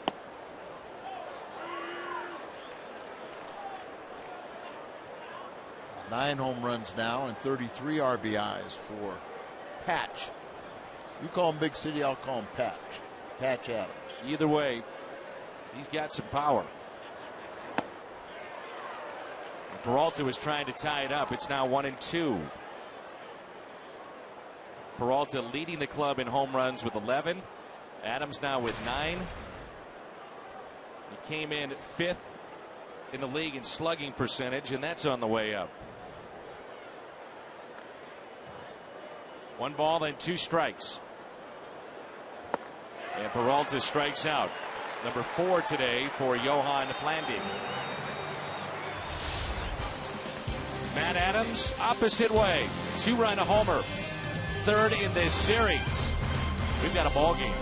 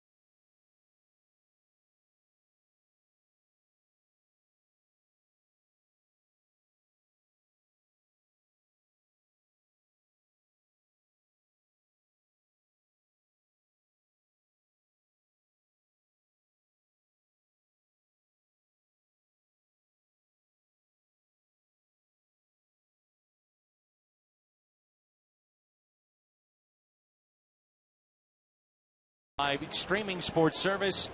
They're celebrating 12 years, and you can sign up at Cardinals.com and find out more. Matt Adams with a home run. A 2-run homer to pull the Cardinals to within 1. First time through the lineup against Gonzalez, 0 for 8. Second time they got to him. Now you ask him to give you hopefully a couple of more innings. Yeah, you're right back in it. Your teammates got you some runs, so show them that you can hold this deficit until you get back on offense and take the lead. That's his father there, Frank Gonzalez, who works for the Rockies. It's Drew Stubbs, who homered, got it all going back in the bottom of the 4th against Marco. That solo home run was number 6 and his 2nd in this series.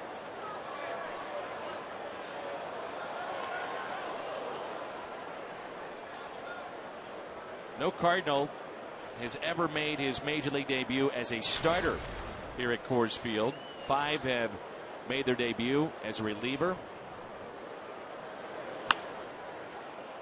Hard hit to 3rd. Carpenter makes the play.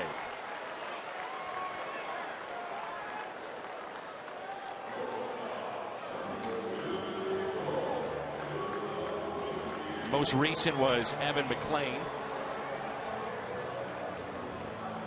Mike Parisi did it. Bud Smith as a reliever made his debut. Chad Hutchinson also on that list, the two-sport athlete, quarterback and Dallas. pitcher. Tulowitzki on a pitch that's up and a fly ball out to right. Drops in for a hit. Well, that's baseball. Stubbs hits a screamer to 3rd. Tulowitzki a bloop into right for a base hit. It really is, and that's what makes this ballpark so explosive. Is the ball carries here, so the outfielders have to play so deep. Then by playing so deep, you allow a lot of little flares and quails fall in front of the outfielders, and then they got tremendous volume in the outfield, and you see how it comes in charging hard, but you got to respect the 18 home runs that Tulowitzki has, so you're playing deeper. And a lot of balls will fall in between. Then you have the big spacious outfield where you get a lot of doubles and triples here. Mentioned the name of Bud Smith. He's the last Cardinal to throw a no-hitter. When he threw his, prior to that, it was this date in Cardinals history, June 25th, 1999, Jose Jimenez. First Cardinal no-hitter since Bob Forsch in September of '83. We did that game, right? Yes. No, I was here. Yes. You that old? Yes. I mean, look at, yeah, you are. Thank you. One of 20 rookies, Jose Jimenez, to ever throw a no-hitter.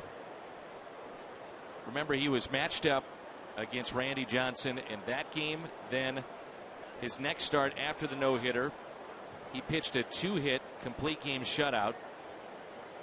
And again, Randy Johnson. And both games finished 1-0. It was kind of crazy, but Randy was involved in like 3 straight games where I believe never gave up more than 4 hits and lost all 3. Jimenez had 5 wins that year, and 2 were against Randy Johnson. And at one point, Jose Jimenez was the all-time saves leader in Rockies history, until Brian Fuentes was able to pass him up.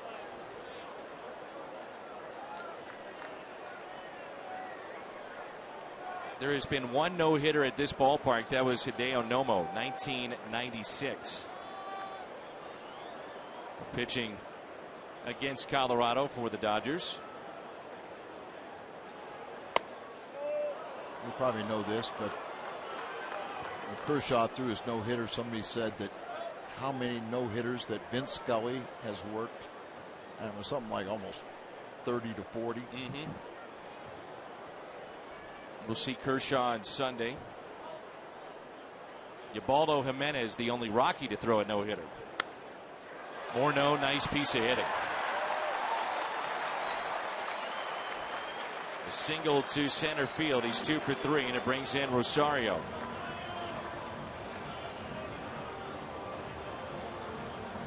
Jose Jimenez, it was in Arizona, and then that 2-hit shutout was in St. Louis. Both times against Randy Johnson. Both games ended 1-0. After that, it was Bud Smith. He threw a no-hitter against San Diego. The closest since then was last year Michael Wacha, 1 out away against Washington. You and I worked Fernando Valenzuela's no-hitter. No? I was not on that one. There's a high fly ball into right. Craig makes the catch. Runners stay put at first and second. But I was watching it.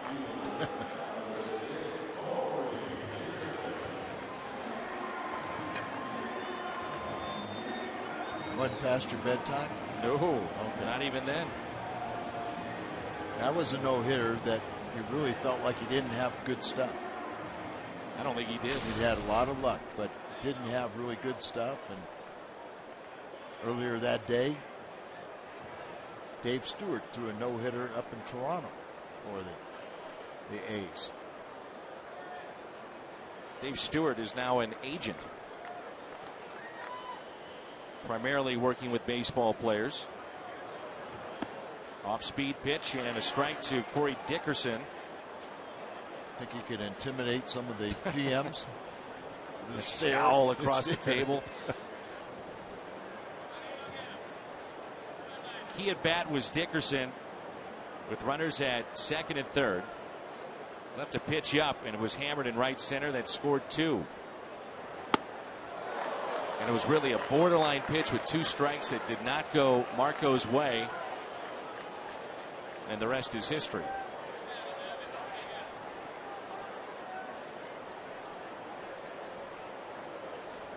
Pitch count at 80 for Marco Gonzalez. Rockies had activity in the bullpen the top half of this inning. No activity for St. Louis yet today. Make a good pitch here. Get out of the inning.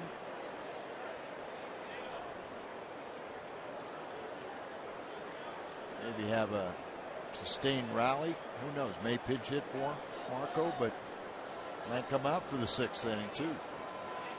Colorado scored 10 last night. They have done that 12 times this year. Pulled down the right field line, but yanked foul.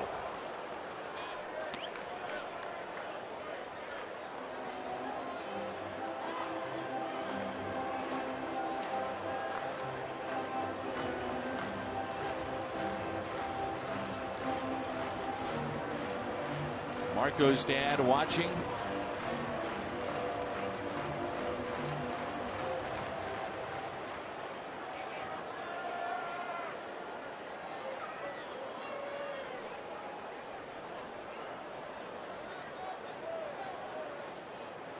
The 0-2. 1 ball and 2 strikes. Does it seem like he's gotten away from his changeup? Yes. I'm surprised at how many why? breaking balls he has thrown. He's gotten hurt with that pitch a couple of times. Ball, right. His changeup was very good early on in the game.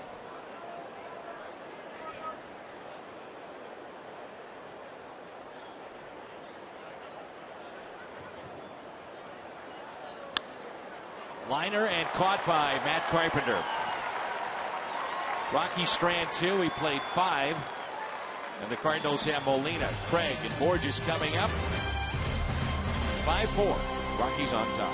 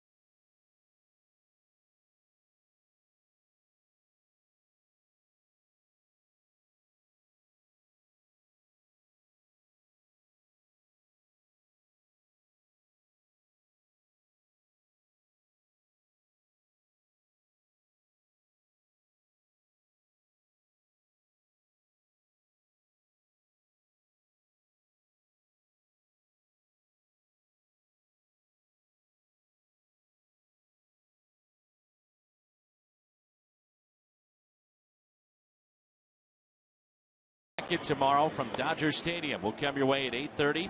This is presented by Budweiser. The What's on Tap: Waino, Beckett threw a no-hitter earlier this year. Adam with 10 wins this season. The starters in the National League: St. Louis, best ERA. The Dodgers, number 2. And pitching overall, the Cardinals are 3rd best in Major League Baseball. The Dodgers are 5th. So some good pitching on tap for this weekend. Tommy Kahnle, who is from New York, was selected in the Rule 5 draft and making an appearance here in relief of the lefty Johan Flande. It'll be Molina, Craig, and Borges for St. Louis. The Cardinals trail by the score of 5-4.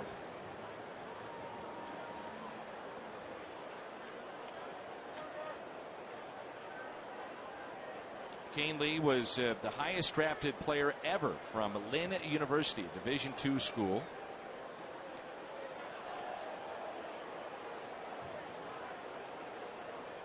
Now working in the bullpen of the major leagues, Colorado Rockies. And the first pitch, a fly ball out to center.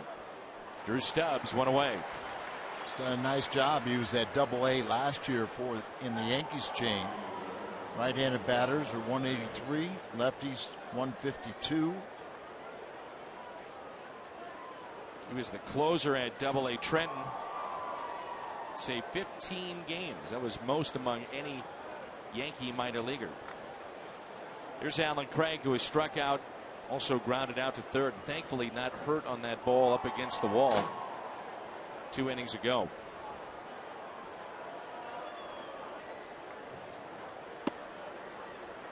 Off to LA and then San Francisco back home for the 4th of July weekend. Still very good seats available for all 3 nights. Fireworks, ring giveaway, the Edmonds bobblehead, jersey giveaway, and that's it out of play. Cardinals.com/promotions. That pitch at 98.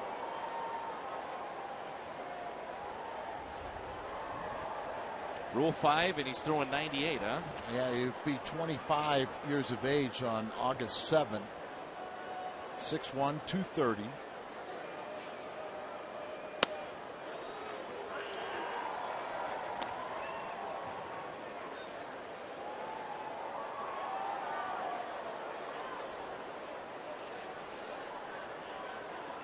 It seems like it is routine. We find middle relievers like this, and I mean routine. Tune into any game tonight, you'll see a middle reliever coming in. He's throwing high 90s. That catch is made. You just wonder when the next phase goes up 10, 15 years, if it's routinely 98 to 100. Well, I think you're right, Dan. And remember last year when the Cardinals brought up Martinez and Segrist and Rosenthal, and everybody said, man, everybody coming out of the Cardinal bullpen throwing 96 and above. But if you look around, you're going to find every organization has 1, 2, 3 of those hard throwers. So hitters are kind of catching up to it. It's not a novelty anymore. They're coming to expect to see this high velocity. And the more you see it, then the more you're going to be able to hit it. 2 outs. Borges. Fly ball into right and a base hit. This would be one of those times when you're down by a run and you know he's got great speed. You'd love to see him be aggressive and challenge Rosario, who is 6 for 21 in the caught stealing department. Watch party tomorrow, Ballpark Village, 11 a.m. USA and Germany. That's been the place to be, Ballpark Village, and that will be tomorrow at 11. Cardinals also want to tell you that there's a brunch on non-game days at Ballpark Village and Cardinals Nation Restaurant. Contact Vicki Bryant, sales team with the Cardinals, and make a reservation. That'll be this Sunday. They really do put on a nice brunch, a nice display, and while you're there, head to the museum, Hall of Fame, and check it out at Ballpark Village.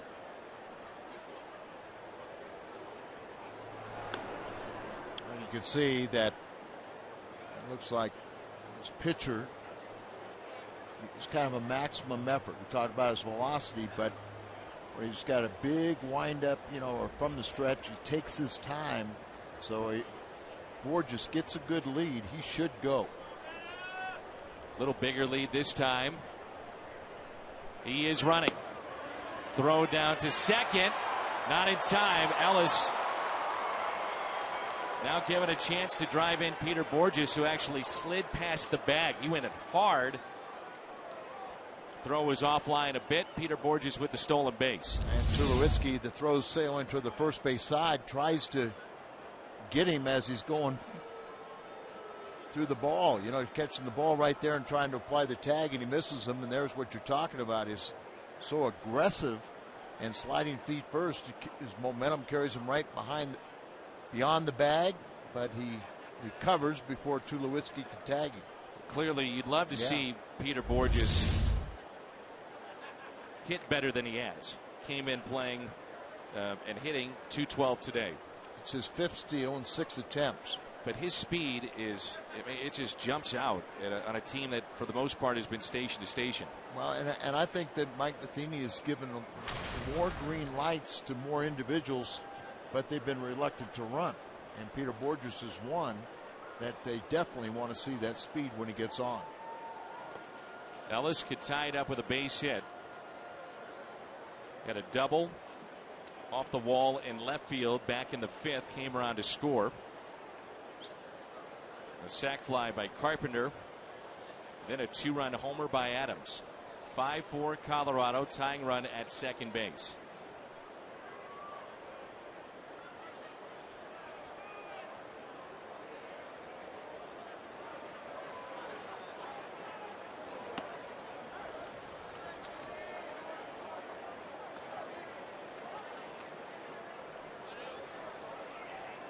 It's a tough time in spring training with a knee ailment.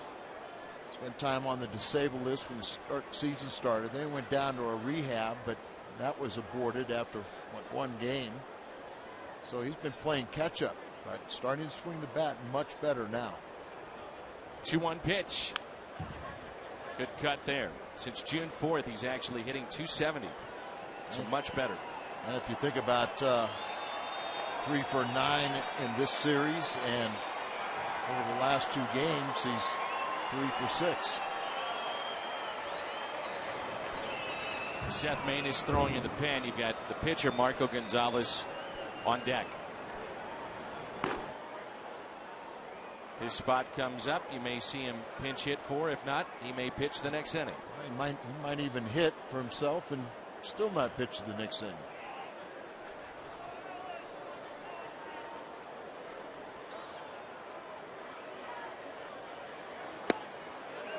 Oh my. Full count on Ellis. This has been a tight strike zone here this afternoon.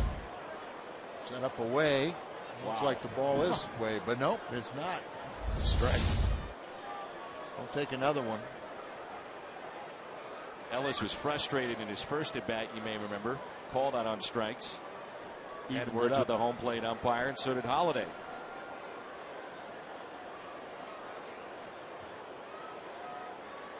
Room into the gap in left center. 3-2 pitch. And he walked him. Gonzalez will be pulled back. John Jay will be the pinch hitter.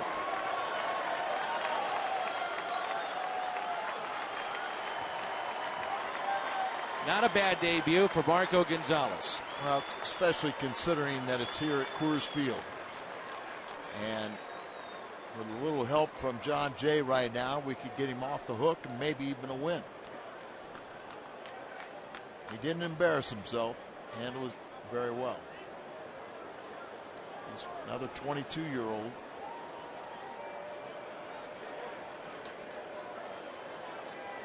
John Jay has been the Cardinals' top pinch hitter. 4 for 13 with an RBI.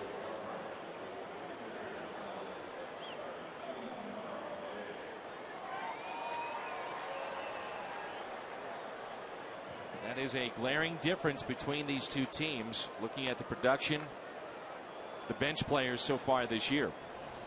The Rockies carry an extra pitcher, so they only have 4 men on their bench. But a lot more firepower on their bench than the Cardinal pinch hitters. First pitch taken low and outside. Jay on the season at .301. 1 home run. He's driven in 20. Runners at first and second. Tying run at second base. Go ahead run at first. 1-0 to John Jay. Chops it to the right side. Cardinals strand 2. They've left 5 on. We had a chance to see the major league debut of Marco Gonzalez here this afternoon.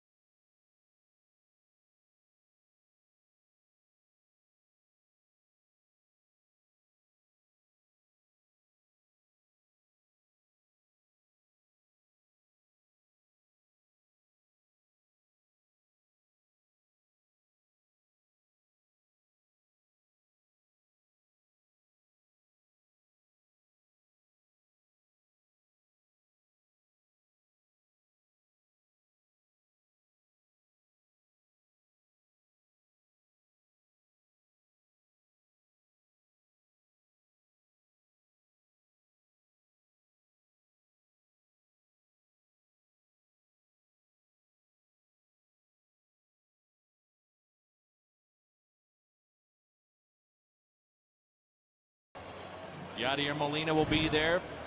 Mike Matheny and his coaching staff. Adam Wainwright, many others. The All-Stars exclusively seen on Fox. There's Wainwright, anchor of this staff, the veteran, talking to Marco Gonzalez. To give you an idea of just how tough it is to pitch in this ballpark, there have been, if you could include both teams, well over 3,000 starts here at Coors Field. In that time and in those starts, 39% of them have allowed 5 earned runs or more in their starts. I mean, think about that. 39%. That's well over 3,000 starts have given up 5 or more earned. The average ERA in this park for pitchers is over 5. Seth Maness into the game, a little chopper up the middle, and a leadoff base hit for Josh Rutledge. Maness, our Chevy call to the pin. We saw him last night and did a very nice job. 30th appearance for Seth. 2-2 record, 2.73 ERA, and he wants a ground ball. He got one, but just happened to be a base hit. Hit where somebody wasn't. Now I get to double play ball.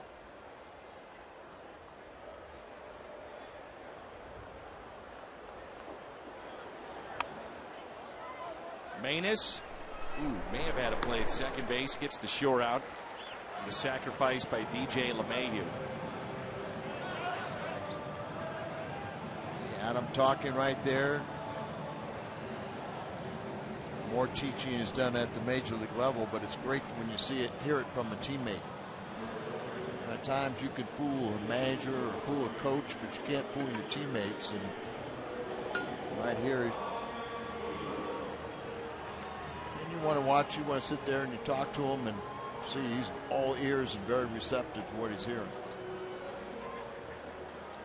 5 innings, 7 hits, 5 runs, struck out 4, scored a run, picked up a base hit. First major league hit was a double. He also sacrificed. Here's Ryan Wheeler.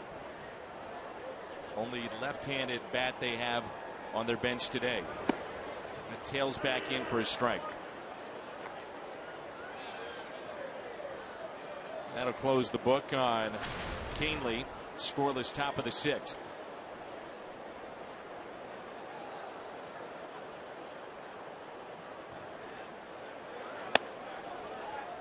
One ball, 1 strike. Seth Maness out of Pinehurst, North Carolina. Pitched at East Carolina. Last night an inning and 2/3. Struck out 2.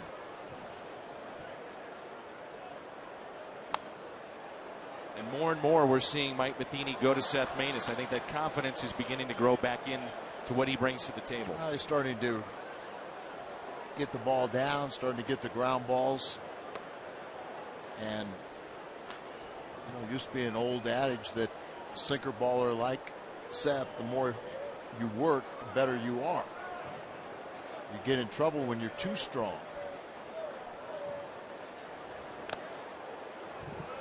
One and 2 the count on Wheeler.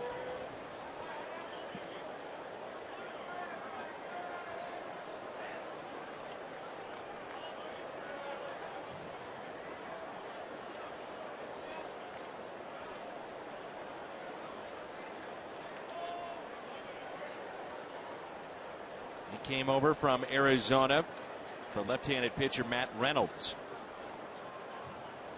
Split the time just about evenly last year between Colorado Springs, the AAA affiliate, and the major leagues here with the Rockies. He was a Pacific Coast League All-Star a year ago. And then he got recalled on June the 4th when Carlos Gonzalez went on the DL. A fine outfielder. He was traded for Matt Holliday. 2 balls and 2 strikes with a runner at second base.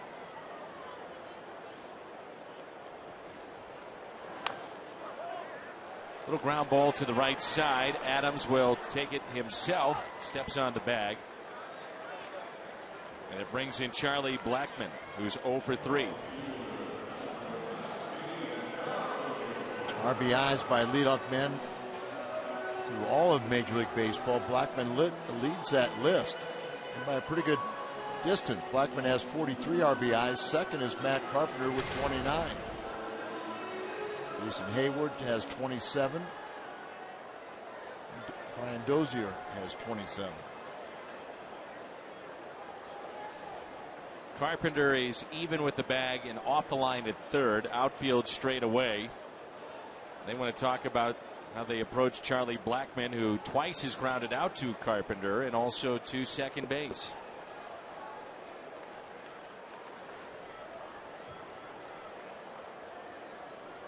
Got Drew Stubbs on deck, right-handed batter, so maybe don't give in to Blackmon. Pitch around him, see if he will expand his zone and get himself out. See how far he's set up outside. So maybe the intentional walk. You know, Manus this month an ERA that's under 2. Coming in this time. Good pitch there. Tied him up. This is his 10th appearance in the month of June. 10 hitter. You try to get it in on his hands. Kind of tried to bring his hands in there, but it was awkward. Fly ball left center, and Borges diving for it, and he dropped it. Had it, then lost it, and safe at second is Blackmon. The run scores, and it's 6-4 Colorado. Great effort by Borges, and looked like he had it, but when he tumbled to the ground and rolled over, he loses possession. It's right in the webbing and can't hold on to it, and it finally falls out. Umpires did a nice job going out there. Second base umpire was making the call there, and then they had the shift. The third base umpires making the call at second base. In the webbing, snow cone, loses control of it, and it finally pops out of the glove. So Rutledge scoring the 6th run for Colorado after his infield hit to start the inning.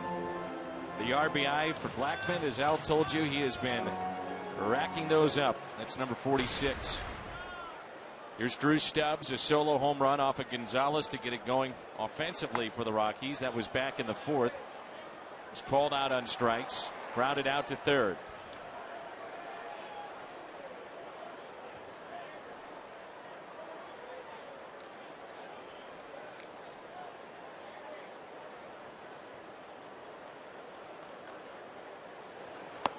One ball and 2 strikes in the former Cincinnati Red. We saw him an awful lot in the NL Central. Good power, tremendous speed, and a lot of strikeouts. He's closing in on 100 this year. Strikes out for the 2nd time. Rockies add to their lead.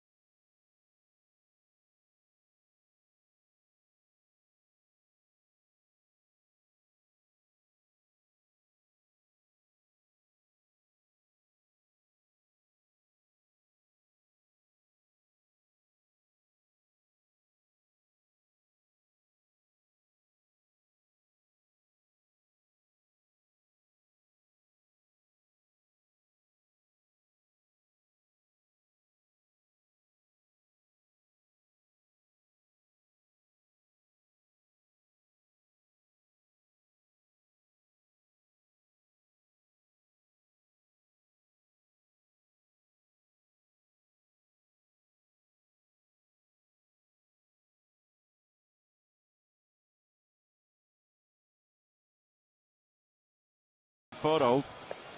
Want to remind folks, it's nearly sold out. It's called An Evening with Bob Gibson. That'll be July 16th and 17th at Busch Stadium in St. Louis during the All-Star break, a Wednesday and Thursday night. Bob Gibson will be in town for 2 nights. Buy a ticket, 90-minute Q&A for both those nights with Bob. Dinner, drinks, picture with the 1967 World Series trophy, and you walk away with an authenticated Bob Gibson autographed baseball. That's July 16th and 17th. It is nearly sold out, and you can sign up and see more at Cardinals.com/Gibson. Cardinals.com/Gibson. And you and I both know that will be a thoroughly entertaining evening. Can't wait. Mr. Gibson is pretty frank. Yes, he is. Underway here in the 7th inning. With this response we've had to this too, Al, has just been tremendous, as you might imagine. You're getting the chance to see and hear from one of the greatest pitchers that's ever played the game, and not shy with his opinions. No, and you look at his numbers, you can say he's entitled to. Yeah, I'd say so. I still go back to the most amazing one: 251 career wins, 255 complete games. Well, and Dan, I can't tell you how many times I've talked to baseball people and ask them, say Bob's won 251 wins, how many complete games? And I'll get some ridiculous answers from baseball people. Oh, I know he had a bunch, maybe 100. And, when you talk about 255, that doesn't count the times he went 9 or more innings and got a no decision. Right. It's amazing. But it's nearly sold out. A lot of companies have jumped on board to buy tables and have that experience. And again, you can too at Cardinals.com/Gibson. And again, it's the Wednesday and Thursday of the All-Star break, July 16th and 17th. Subway in-game box score. Carpenter is hitless in this series, but still causing havoc. He's got a walk. He's standing at first. It's now Holiday, 2 for 2. Adams, a 2-run shot. Peralta, his 21st double to lead the club. The Subway in-game box score. Not what the Rockies wanted to see from Rex Brothers. Leadoff walk with a 2-run lead here in the 7th. And bring up Matt Holliday on top of it. Matt with an RBI single in the 3rd. Doubled and scored off the wall in center in the 5th. Walked his first time up. 1-0 pitch. 1 ball, 1 strike.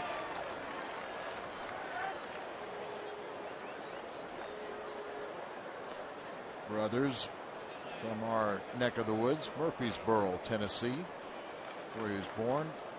Resides now in Chapel Hill, Tennessee. Holiday with a base hit into right. First 2 have reached. 3 for 3 on base 4 times for the former Rocky. And it brings in Matt Adams. What a series he has had. 6 RBIs in game 1 with a pair of home runs. The key there is first against a left-hander. And Adams today going the opposite way. His second against a lefty. That one a 2-run shot. Now up to 9 home runs. 33 driven in. 1 swing of the bat, and the Cardinals go on top. Pulls it foul. Rex Brothers is not fooling many right now. And Adams, see, getting more and more confidence facing a left-hander. A year ago, he was just fishing on left-handers breaking balls. This year, he's hanging in there a lot tougher.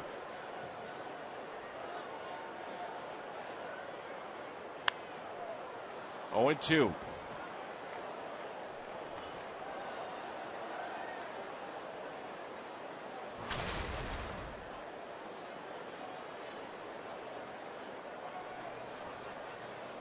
Brothers last year was 2-1, ERA of 1.74 in 72 games with 19 saves.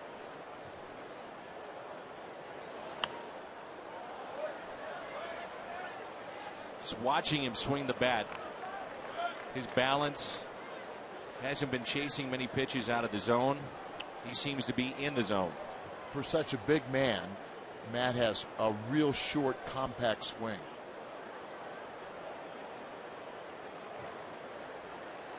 Here's the 0-2. Slowly hit to the right side, out there, and safe at first. Runners at the corners with one down. Holiday going in again on Tulowitzki to break up a double play.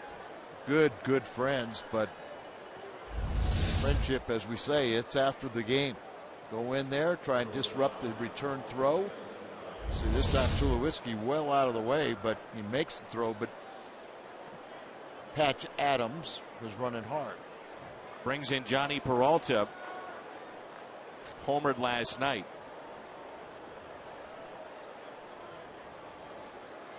One of the reasons the Cardinals brought Peralta in was what he has done in his career, in particular last year against left-handed pitching. He was going for it again, but wasn't going to catch up to that one. One aspect, too, is, Peralta was a free agent, so you didn't have to give up any of your treasured young pitching arms. The other thing is, if you would have signed to Stephen Drew or somebody like that, you would have had an all left-handed hitting infield. He had 352 against lefties last year. Peralta with a fly ball out to shallow right. Catch is made. Runner tags up. Throw to the plate, not in time. Carpenter scores, back to a 1-run lead for Colorado. Carpenter scoring for the 51st time this year. Leads the club in runs scored. Peralta the RBI, that's 34. Need about a 300-foot fly ball. Once again, he has his momentum. Blackman has the momentum, throws a little bit offline, but Carpenter, I just love that. Understand, get on base. Whether it's a walk, base hit, error, get on base and then get around the bases. And we got the run back we gave him last half. Molina is grounded out to short on a 2-2 pitch. Was robbed by DJ LeMahieu back in the fourth. And fly to center.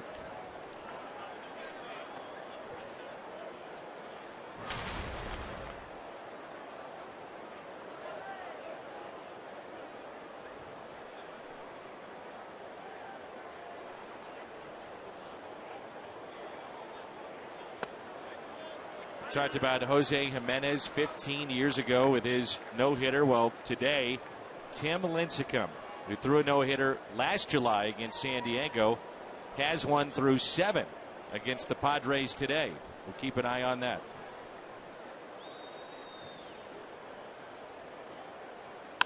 The 1-1 is hit to Tulowitzki. Flips to his partner up the middle, DJ LeMahieu.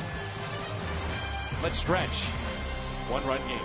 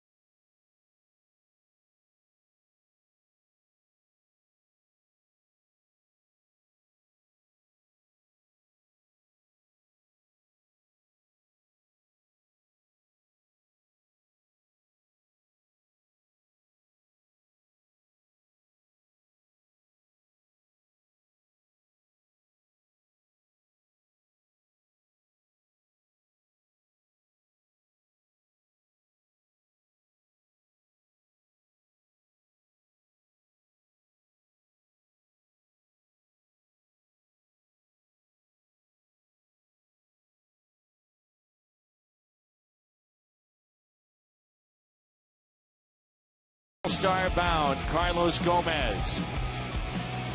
NL Central leading Milwaukee Brewers. Combination of power and speed brings a lot of excitement to that club. Carlos Gomez hitting .306. Very good defensive player. Won their first Gold Glove since Robin Yount for the Milwaukee Brewers. 12 home runs. He's driven in 40. All-Star game exclusively on Fox, and you'll see that July 15th at 6:30 as Pat Neshek is into the ball game. 33-year-old from Madison, Wisconsin, Pat Neshek. Boy, what a find he's been. Signs a minor league contract with the Cardinals. Invite to spring training. And just one of those rare finds that you kind of didn't expect, but has done such a tremendous job. Leads the National League relievers with a 0.59 whip. That would be your hits and walks allowed. With innings pitched. Yeah. Tied for first in the team with his 36 appearances. Fourth best ERA by a reliever in the National League. Strikeout per inning.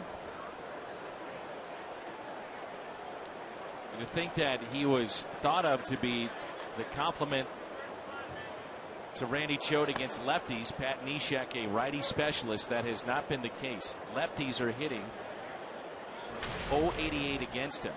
3 for 34. Righties 11 for 70. 157. There's Troy Tulowitzki. And pitching with a lot of confidence. Mention how I had the chance to visit with Pat the other day. He said a big difference for him is that he's gone to what is a windup for him. Not a natural looking windup, but he and his dad were talking in the offseason. They felt they needed to get back to something. Went to the windup. His velocity has come back. He's now throwing 93. He's hit 94 occasionally.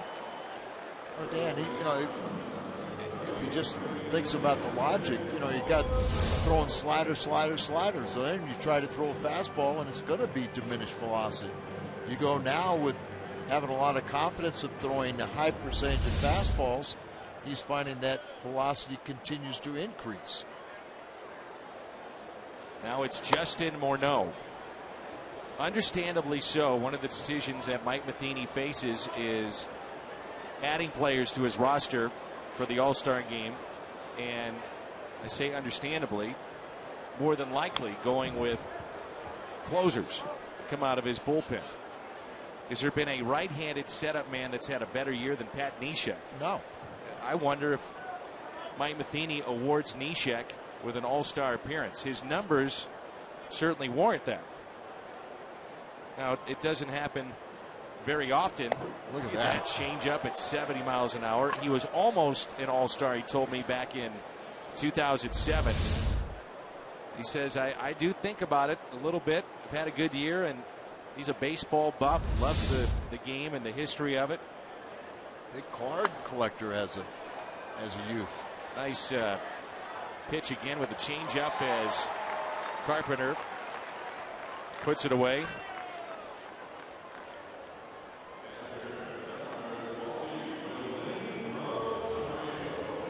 Tulowitzki struck out Morneau, his former teammate in Minnesota, pops out, and now Wellene Rosario.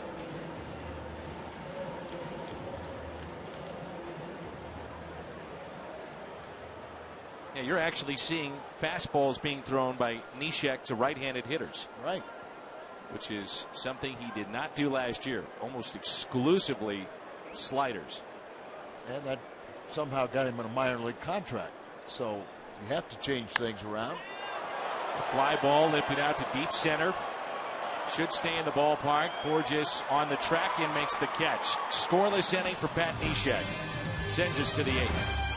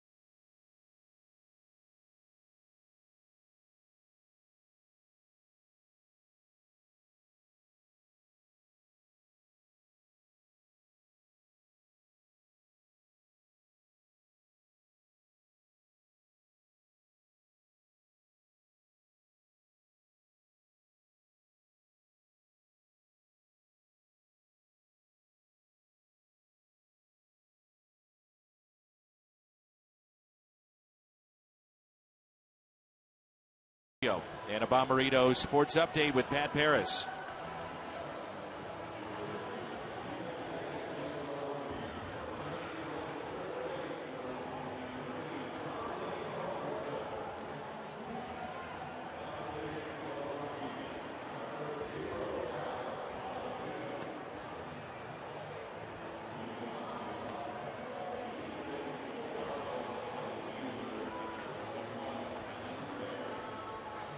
All right, Pat, thanks. The Mazda game summary.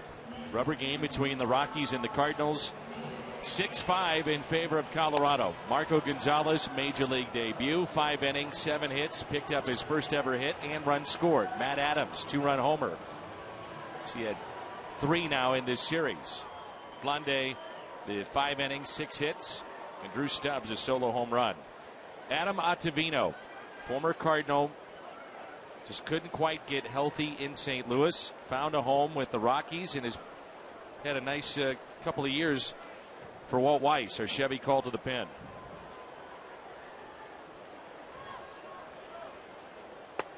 You and Tim were talking about the letter, not a number, on Ottavino. Al Oliver, used a great Pirate hitter and used to wear a 0. And Omar Oliveras was 00.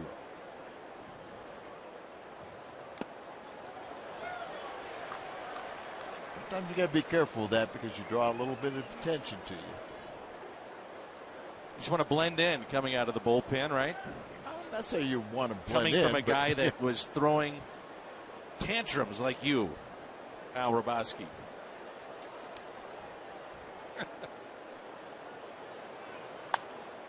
0-2 pitch and a base hit into right. I just spread rumors of my sanity or lack of. Understood. Ottavino is the 4th pitcher used by the Rockies here today. And an 0-2 mistake as Craig picks up the base hit. His first this afternoon. The tying run is on. Go-ahead run comes to the plate. Pitch up and in, but used his hands, stayed inside the ball, and lines one to right.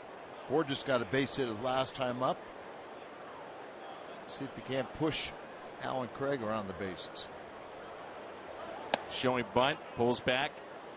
Ottavino went right as a tremendous slider. The first time I saw him was in the World Baseball Classic as Ottavino was pitching for Italy. 28-year-old, born and raised in New York. Grew up in Brooklyn.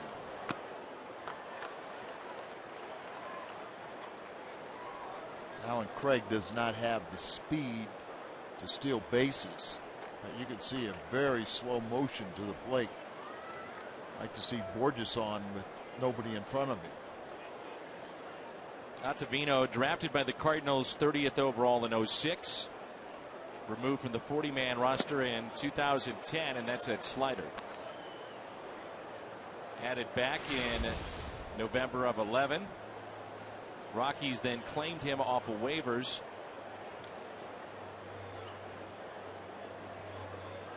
Only pitcher in Major League history to have ever worn 0.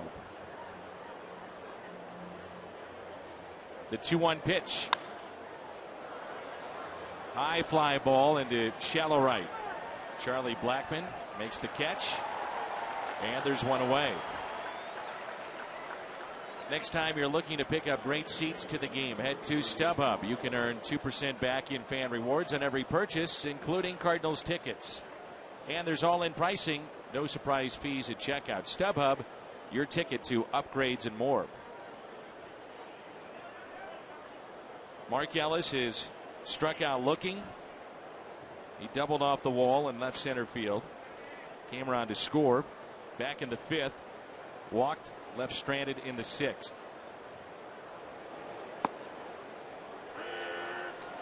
Ottavino could just not click with St. Louis, and then a byproduct of that was never being healthy too. One went with the other. And sometimes too it doesn't help, being a starter. Trying to get your feet wet at the big league level, where I'm sure there's a lot more success coming out of the bullpen for short spurts. Here's an 0-1. Now 0-2.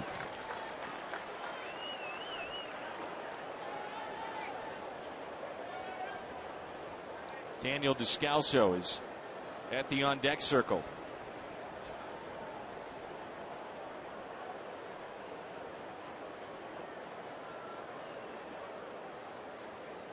Slider away.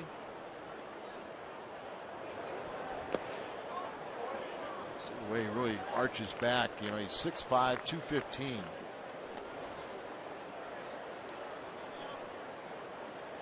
He loads up and starts coming forward, and you don't really pick up the ball. So I'll let the front shoulder fly open, try to take the ball the opposite field. Again, the slider away.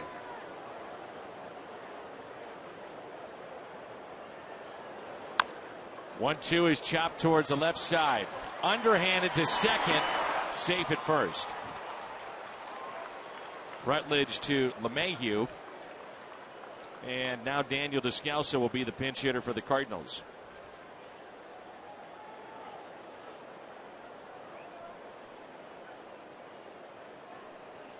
Daniel is 4 for 16 as a pinch hitter. 1 RBI. Still looking for his first home run of the season.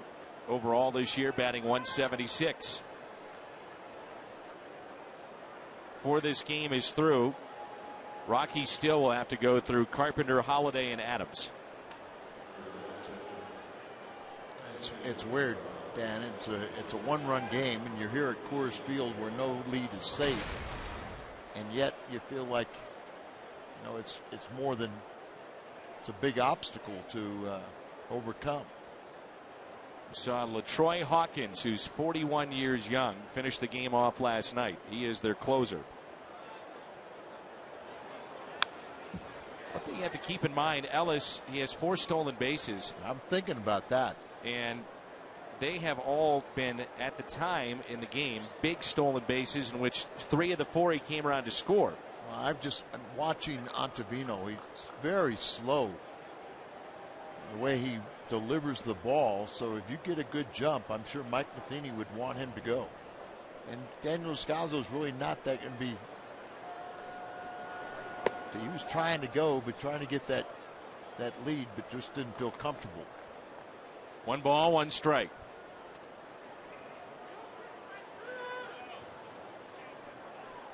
After today, we'll be in Los Angeles tomorrow night on the air at 8:30. Game 1 of 4 against the Dodgers. Wainwright and Beckett.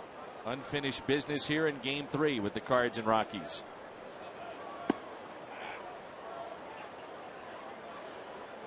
The other thing to keep in mind, too, it's so big, this ballpark. Ellis is getting a very good secondary lead. That caught the eye of Rosario. You get a ball in the gap, he's got a chance to score. Absolutely. You sure would like to see him running on a pitch that ends up in the gap, and then you circle the bases and no play at plate.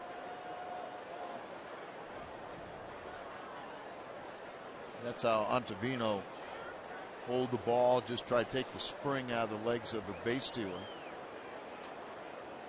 Borges stole earlier. Rosario is 6 for 22. Rockies catcher and trying to catch base stealers this year. Here's a 2-1 pitch. Now 3-1. Carpenter on deck. See how he leans backwards, and just think that he gets the jump, that he feels comfortable with it. I believe Mike Matheny would want him to steal.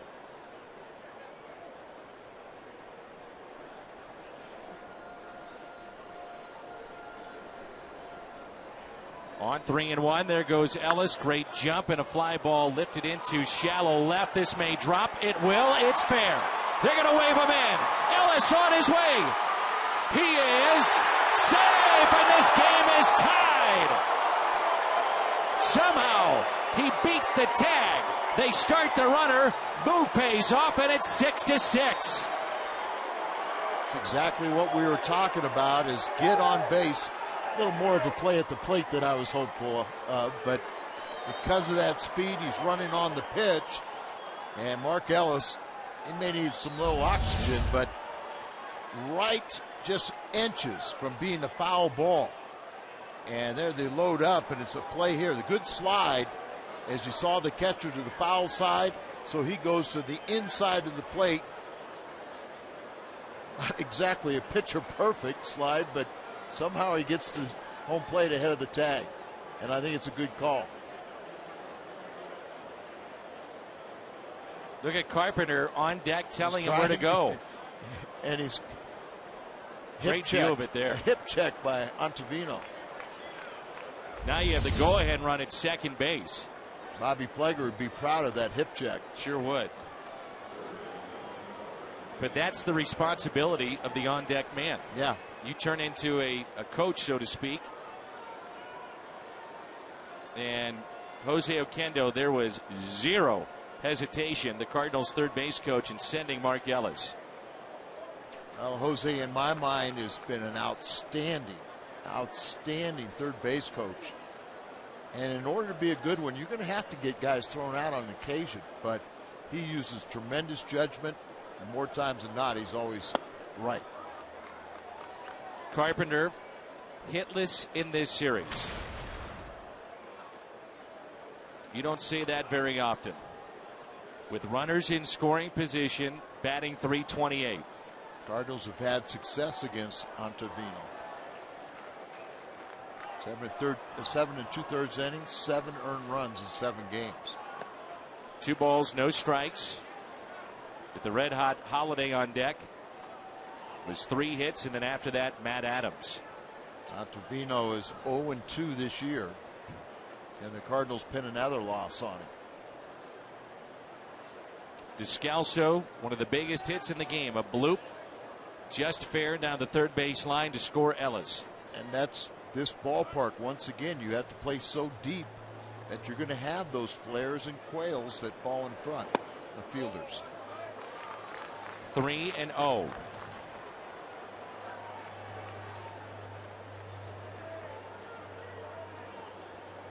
Marco's off the hook. Made his major league debut, for those of you that just joined us. And another good statistic is how many times does a team win when you start? If you can't get the win yourself, that's what you're pulling for. Here's a 3-0. 3-1.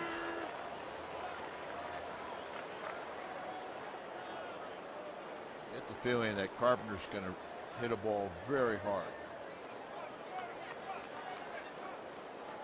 You can see him pull one down the right field line.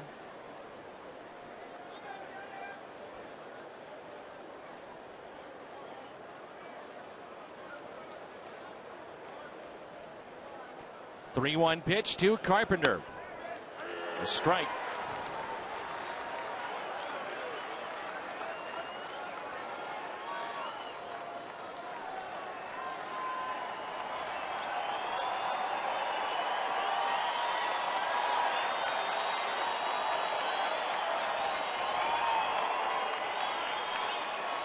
Scalzo can get a big lead out there with 2 outs, a 3-2 pitch. Big gap in right center. A 3-2 pitch to Carpenter. We'll do it again. See, Scalzo is taking his lead, then that little secondary lead, but when he saw Carpenter starting to swing, he's taken off.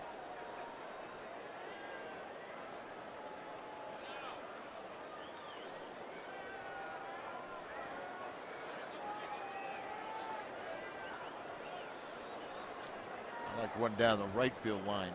Danny, you want the gap? I'll take the one down the right field line. How about up the middle? Off the glove of Tulowitzki. Into right center it goes. Carpenter on his way to second. And the Redbirds are on top, 7-6. How about the hustle by Carpenter? Of course, that's always going to see that hustle. Descalso scores the go-ahead run, and Carpenter gets himself out in scoring position with another double and his second RBI of the day. right back up the middle. Tulowitzki, great effort, deflects it. If the Cardinals were going to score on this base hit up the middle. That's the kind of fun you like seeing in the dugout. Second RBI for Carpenter. He's now up to 30. Here's Holiday. A pair of singles, a double, a walk. Cardinals on top 7-6. Pitch is popped up, foul territory. Rosario is over, and it's out of play. I don't know if it's because of this ballpark. I was a little surprised. Franklin Morales was left out there, didn't come in to face Descalso, doesn't come in to face Carpenter, and Ottavino is left in the game, and Morales now up and throwing, the lefty in the pen for the Rockies. He was very good the other night.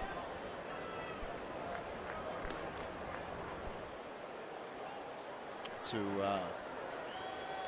Matt Adams hit the home run off of Morales.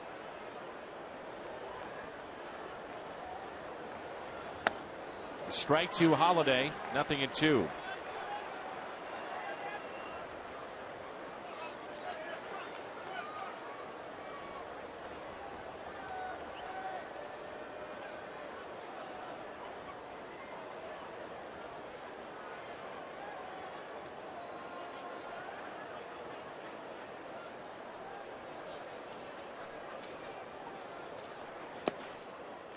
Seems like when the Cardinals have had some of their bigger wins over the last 2 to 3 years, not all, but games that you feel they just scratch and claw their way back in and somehow find a way to win, and they still have a ways to go in this game. But Descalso seems to be in the middle of it, doesn't he?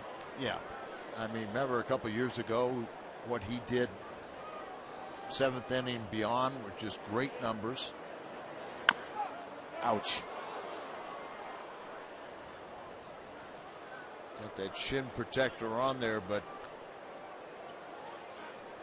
hit it right, it's still going to hurt.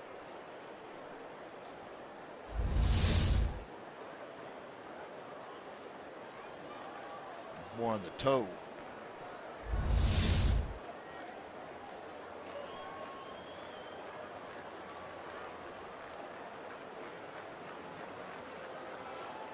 Holiday 3 hits and a walk today. Another double that gives him 21 RBI. On 1-2. Late break, and Holiday able to stay alive. Game of inches. Descalso's ball barely fair. Ellis barely safe. Then barely off the glove of Tulowitzki. The ball hit by Carpenter. Here's a 1-2. And that is just foul off the end of the bat for Holiday. Put some shock on that pull stick. That one just had a lot of, didn't have the barely fair.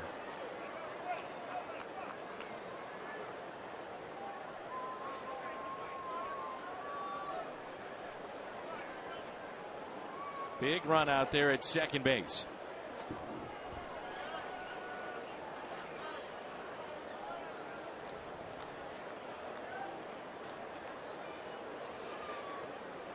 Here's a 1-2. 2-2. Only thing I didn't like about this inning is you had to hit for Nishak, but you would have loved to see him stay out there. He had a very efficient inning. But that's how we got this tie score and the lead.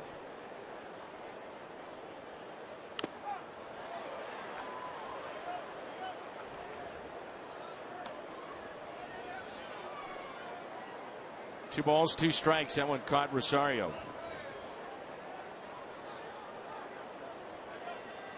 Nishak with a real efficient 7th inning.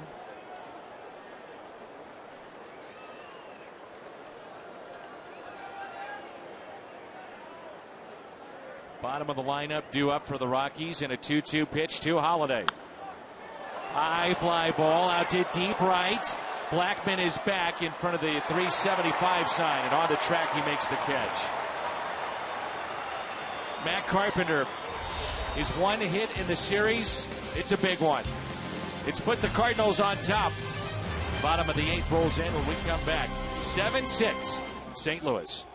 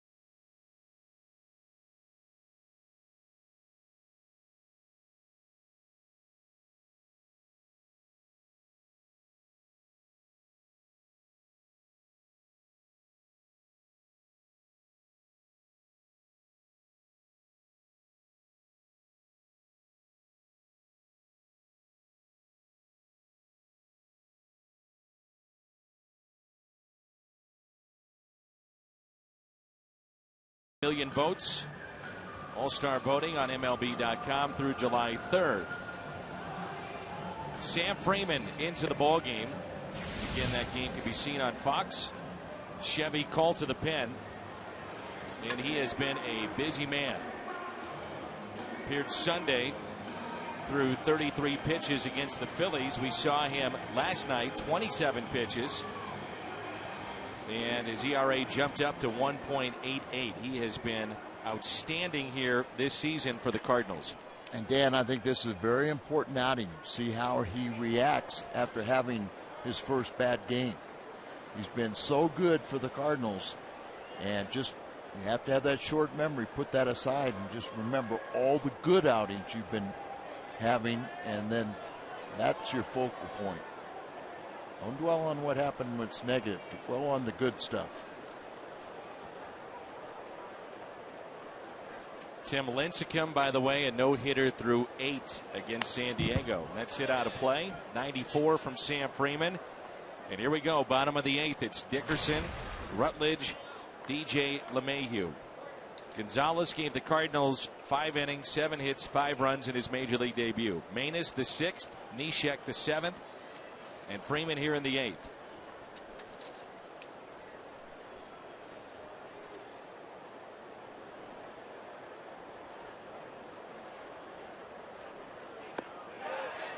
That has been a much better pitch this year for Freeman. That off-speed breaking ball.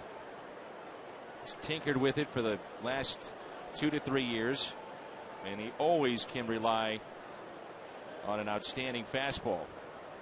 And first time we saw Sam about 3 years ago, he couldn't locate his fastball, but he could always throw his breaking ball for strikes. Now he's not only throwing the fastball for strikes, the slider for strikes, but he's gone back to his college changeup, and it's been an extremely effective pitch for him. Began his college career with Marshall, then transferred to KU. Twice he was drafted by the Cardinals. He's a former center fielder. We saw him field his position very well last night. Here's the 0-2. And he got him with the breaking ball. Strikeout for Sam Freeman. One away. That's how you put aside last night's ball game. Come right out and say it's a different game. I'm going to be the guy that had the microscopic no ERA.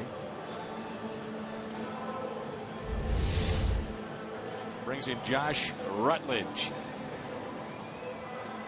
Sam's an interesting guy. He's trying to learn more about the history of the game. And talking with him in the clubhouse yesterday, he said last September wound up buying Ken Burns baseball and watching that. Said he's about halfway through, and he said it was so much information for him that he had to go back and watch it again and take notes in his notebook, and he's got it at home. My only criticism of that documentary is the fact that they kind of forget there's a little baseball in between New York and Boston. Understood. Not between there, but you know what I'm saying. Yeah, there's more than just those two. Country. Ken Burns does an excellent job on those documentaries. Said his notebook is at his house in Texas right now.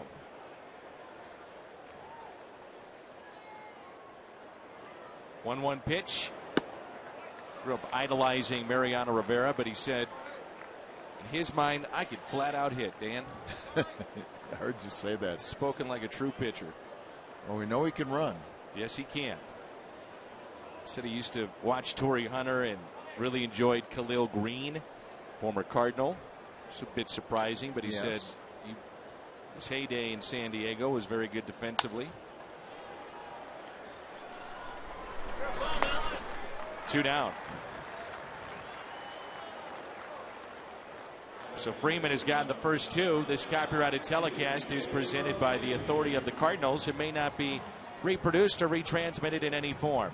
And the accounts and descriptions of this game may not be disseminated without the express written consent of the St. Louis Cardinals. Looks like Mike Matheny probably going to make the pitching change and ask for a 4-out save from Rosenthal.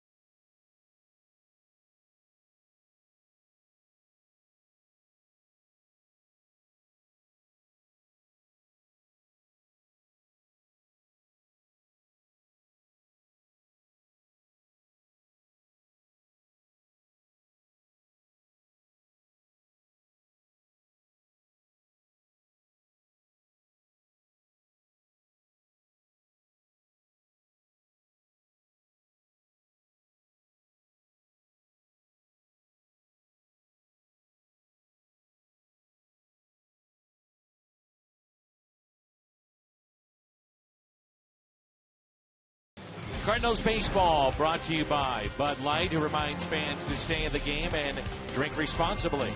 And by Ford, the official cars and trucks of the St. Louis Cardinals.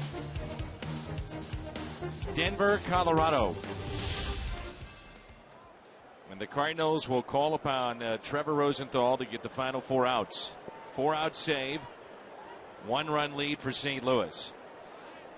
First time he's pitched in this series. Strike to Josh Rutledge. He's tied for 3rd with his 22 saves. 36 appearance.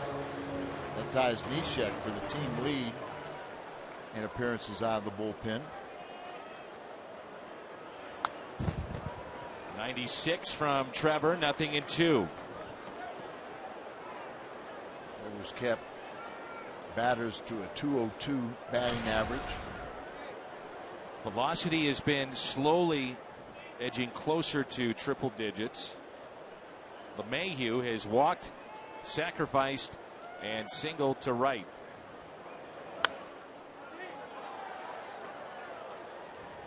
The changeup has become a very effective pitch at times for Trevor Rosenthal. Also features the curveball.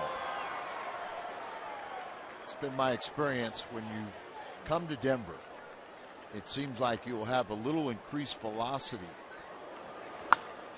A liner and positioned perfectly, I mean right on the line, is Matt Adams. He's standing on the chalk. He's guarding foul territory.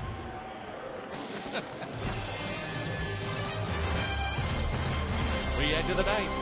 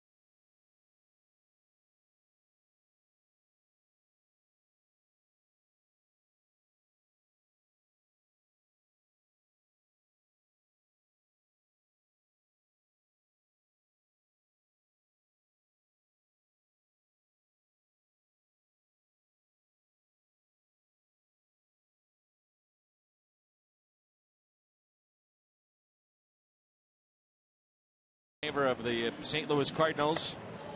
Parts of 4 seasons for Nick Massett in Cincinnati. We saw him a bunch.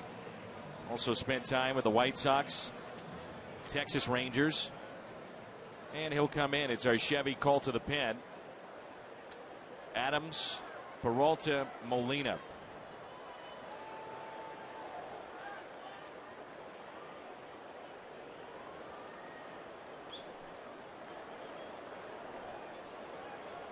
Back on June 12th, Nick Massett was on the mound and wound up getting a 3-game suspension that frustrated those around the Rockies. As Adams takes a ball high, Corey Dickerson was swinging the bat. He hit Gerald Laird, who was the catcher at the time for Atlanta, in the jaw. Next pitch, David Carpenter, also a former Cardinal, hit Dickerson. Next inning, as Adams swats that into right field for a leadoff base hit. Massett would hit Evan Gattis. He was ejected, then suspended 3 games, and Carpenter was not suspended. Matt Adams right now is locked in. 2 hits today, and also our Nissan drive of the game. A 2-run homer, 3 home runs in this series, with 2 of the 3 off of lefties. He's in the 5th inning, got the Cardinals back within 1 run. 2 runs against Rocky Ottavino last inning gives them the lead. Peralta with a fly ball down the right field line, and that's out of play. Mass is trying to come back from surgery on his right shoulder. Had that in September of 2012. Did not pitch last year And so he's trying to figure out how to come back. Elbows, they got him pretty well perfected, but shoulders still are a little bit iffy.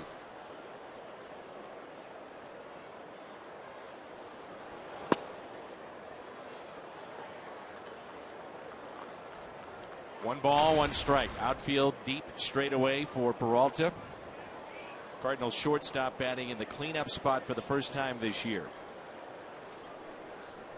Doubled off the wall in left field back in the first. A sac fly RBI, his 34th ribby this year. Up and into Peralta.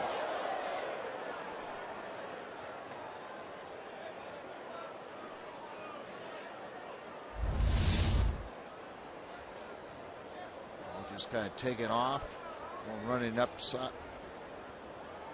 See Peralta spinning away from it. That's how you don't turn into it. You spin away from it.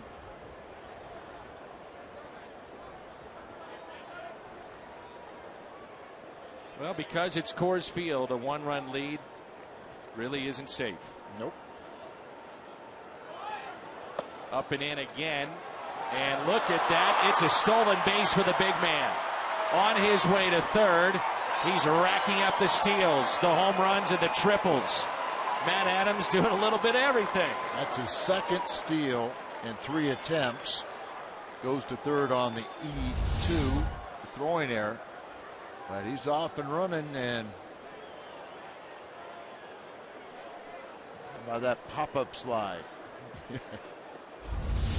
Tied for the team lead with his 3 triples. Got 2 steals. Not that far off that either. And with that, the Rockies have to bring the infield in. 2 balls, 1 strike on Johnny Peralta. Outfield deep and straight away.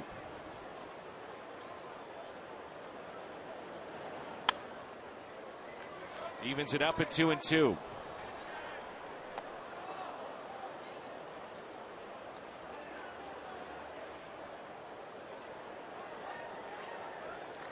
Tim Lincecum 3 outs away from his second no-hitter in less than a year against the same team. We'll keep you updated.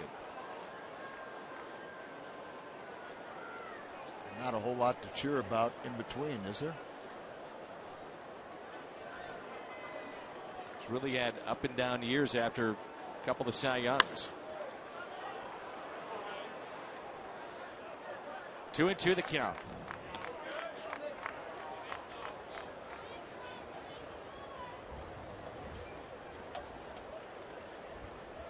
Big run out there for Johnny.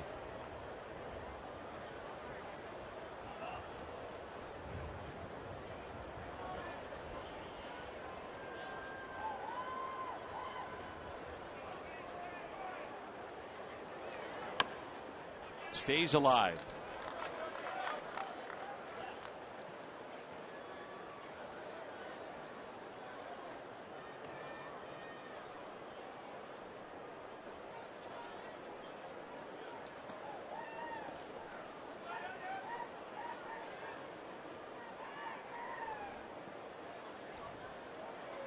Tim Lincecum, the Cardinals would face him the series upcoming in San Francisco. Breaking ball, and it just missed. Runners at the corners, nobody out. Cardinals have scored 6, which means any size coffee, fountain, and frozen drink is only 50 cents all day tomorrow at On the Run. Chance here for Yadier Molina. Molina hitless today.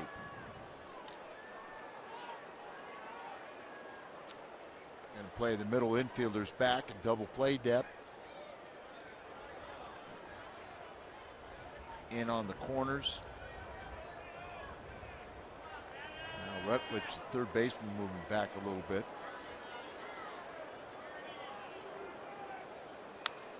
Foul back by Yadi. Strike 1. You know, last night the Cardinals wind up losing game 2 of this series. However, there were times it felt like they were going to get back into it and win it. Yeah. And here today, I'm sure Mike Matheny has been thrilled at the way that his club has come back in this game at 1 point trailing 5-1. There's a good breaking ball. And it's 0-2. They're 3 outs away from taking 2 of 3 here at Coors Field.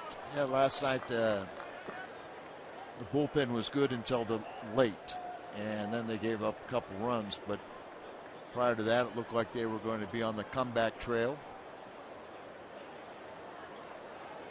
And an 0-2 pitch to Molina.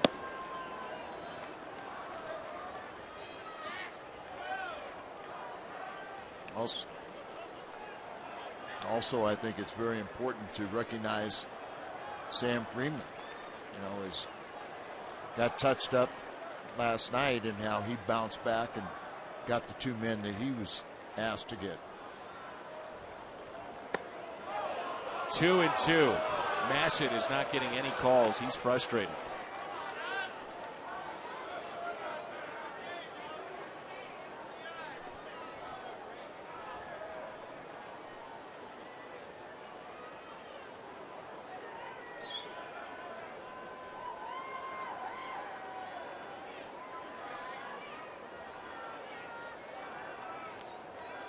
Here's a 2-2 pitch to Molina. And a fly ball lifted into right center field. Stubbs calling for it, makes the catch. Runner from third, that's Matt Adams. He'll tag up. Needs some new pants. And Yachty picks up the RBI for St. Louis. And it's a 2-run Cardinal lead. Big insurance run right there.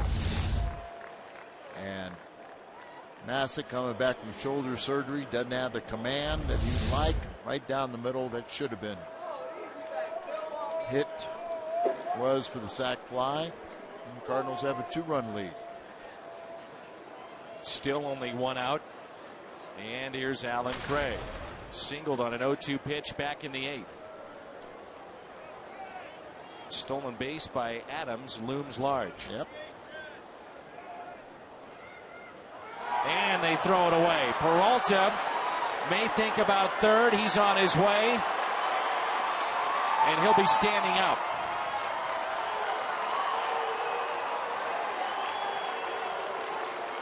I'll do it again. Sack fly again. This has been a homestand in which the Rockies have had some awful defensive play. A wild pitch in which 3 runs would score. We saw last night the catcher and the pitcher bump into each other in an embarrassing play to an extent. There have been other issues they have had. Game 1 of this series, the 2-hit batsman, 5 walks. And here in this inning, Rosario, with Matt Adams of all people stealing bases, winds up at third. And now on a pickoff, Massett throws it away. Walt Weiss saying before the game, if you're going to win, in particular at this ballpark, you better play complete baseball. And you better play fundamental baseball. You can ill afford to ever give extra outs to a team. You got to cut down your walks. You got to keep the ball in the ballpark.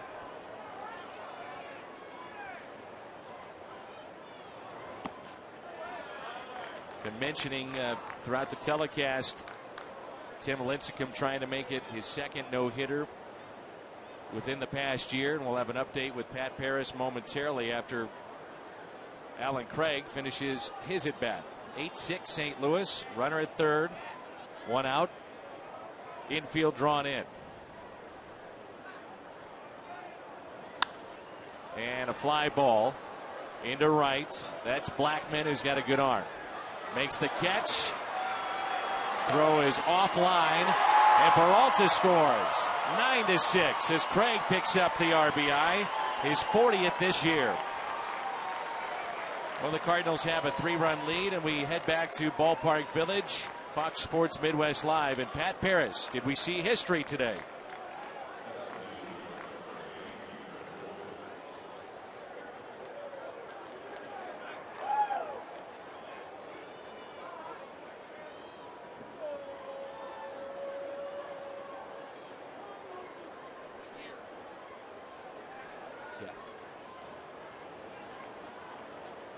Amazing. Tim Lincecum has done it. So history. 2nd pitcher ever to throw more than 1 no-hitter against the same team. Addy Joss did that of Cleveland against the White Sox in the early 1900s. He's the 29th pitcher with multiple no-hitters. 16th in San Francisco Giants franchise history. Congratulations, Tim Lincecum, and his second no-hitter. Go along with your statement there. I guess he was the first player since 1910 to no-hit the same team. Eddie Joust, right? Yep. You don't remember him, but I don't. Oh, he was pretty tough. A couple no-hitters in the major leagues, you probably are. Here's Peter Borges, 2-2. He just didn't have good wood back then.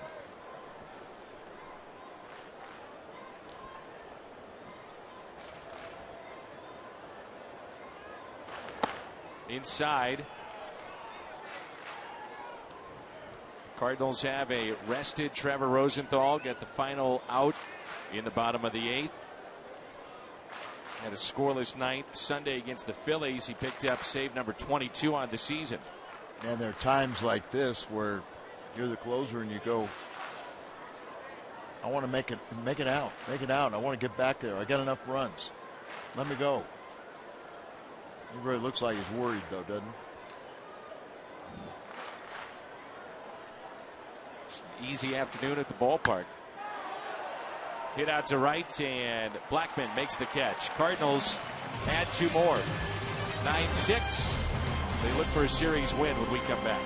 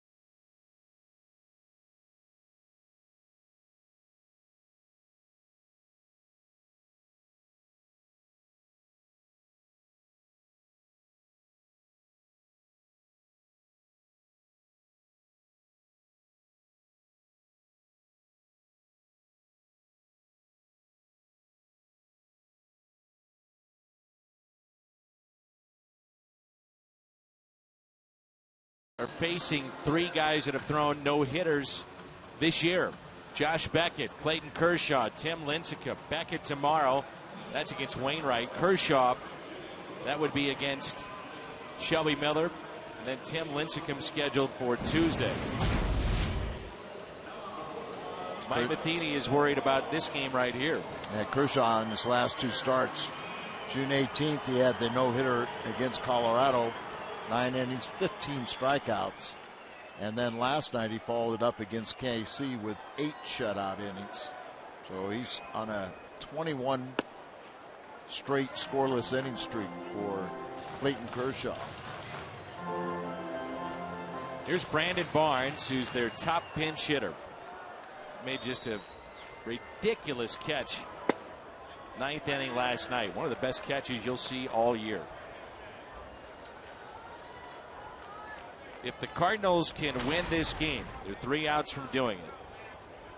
It'll be their first win when trailing after 6 innings. They're the only team left in baseball that did not have a win after trailing after 6. Rosenthal, you may remember, was beat up a little bit in the Kansas City series. 1 loss and a blown save, and since then, if you include today, he has been outstanding. 9 appearances, 8 innings, only 4 hits, no runs, and perfect in the save department, 6 for 6. That pitch taken high, and the count is full. Wherever you may be, we hope you're enjoying Cardinals baseball here on Fox Sports Midwest, along with the Matt Ungary and Al Brabowski. Dan McLaughlin with you. And that's hit out of play. Jim Hayes as well.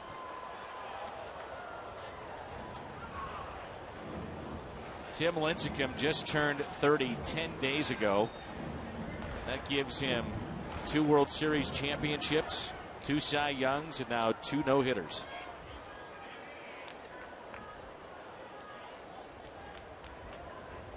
The Freak, the franchise, 2 of his nicknames.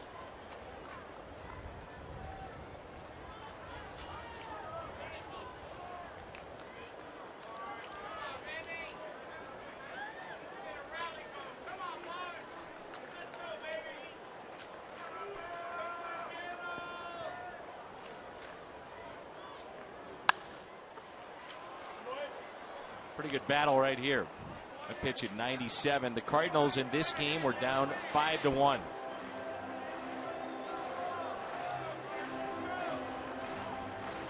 Down at Coors Field just means nothing. You always have the ability to come back in this ballpark.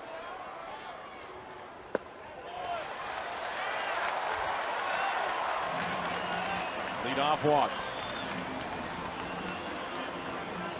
Marco Gonzalez, his major league debut, our Budweiser player of the game, 5 innings, 7 hits. Not factor in the decision, but also picked up his first major league hit and run scored. Well, all 5 runs and 5 of the 7 hits came in the 4th inning. That's his dad, Frank, who's working for the Rockies. Charlie Blackmon, leadoff walk to the pinch hitter, Brandon Barnes. The Cardinals leading by 3.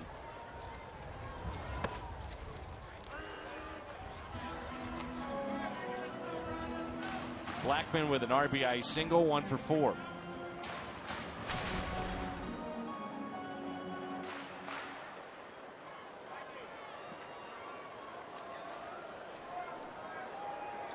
Blackman's already got a 6-hit game in his career. 100 major league players since 1914 to do that. And the first 6-hit game with 3 doubles since Dick Grote back in 1960.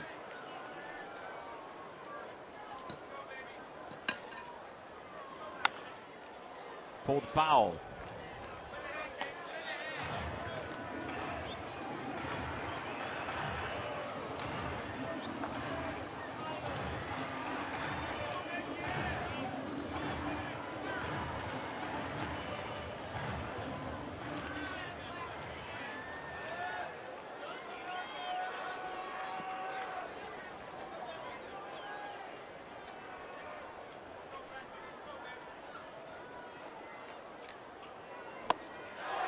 Chased a pitch up and a strikeout. First strikeout for Trevor Rosenthal this afternoon.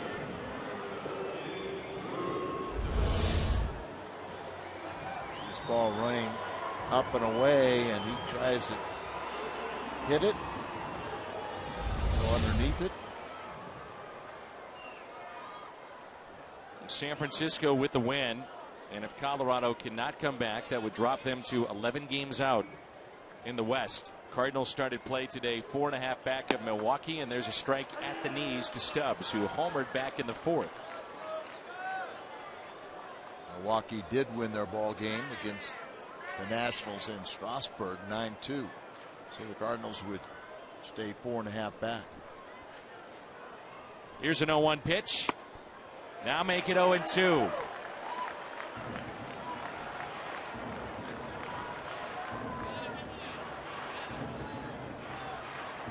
Pitch was at 99. This next pitch will be number 20 for Rosenthal. The mascot Dinger has made an appearance behind home plate.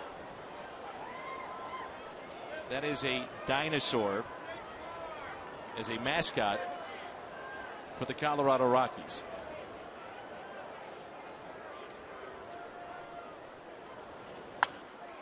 It's a creation that even Bill Veeck would approve of. Stegosaurus. Well, they were building this ballpark in 1994. During the site's excavation, they found dinosaur bones. I'm serious about this. Yeah, they did, and I think it's the same thing at Bob in Phoenix when they were digging. They found, and sometimes you have to stop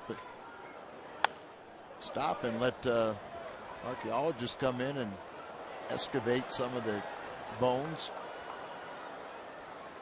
So really, it has nothing to do with the weather or Rockies. It has everything to do with dinosaur bones. So, hence, Dinger is born. 1-2 pitch to Stubbs. Runner stays put. 2-2. It's all about dinosaur flatulence.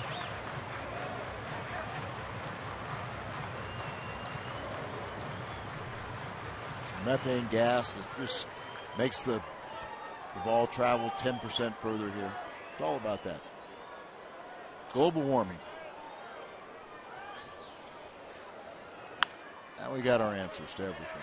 I think you need to stop while you're ahead.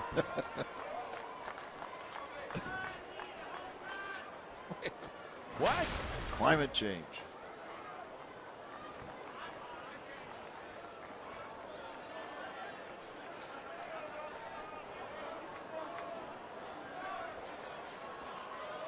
The 2-2.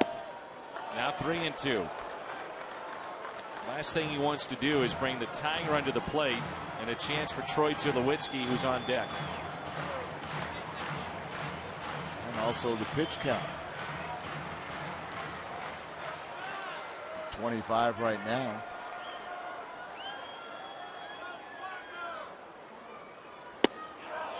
A little bit low. Tying run comes to the plate.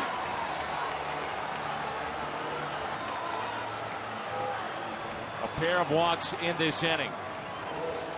And this just got interesting. Tulowitzki at the start of this series hitting close to 500 here in his home ballpark.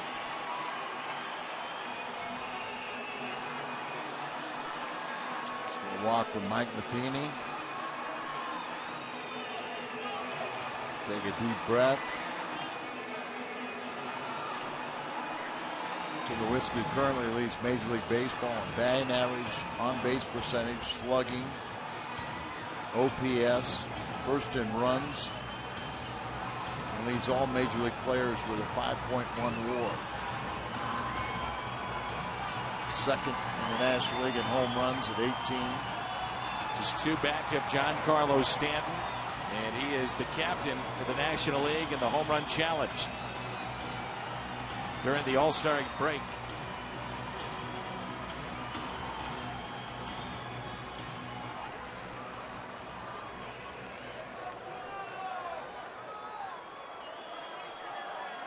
He represents the tying run. This is power against power right now. Yeah, and then you got Morneau on deck.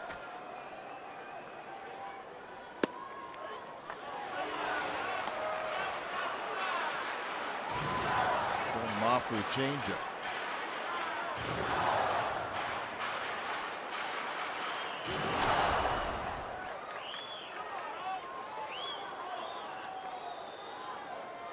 Tulowitzki with a base hit back in the fifth. Falls behind, nothing in two.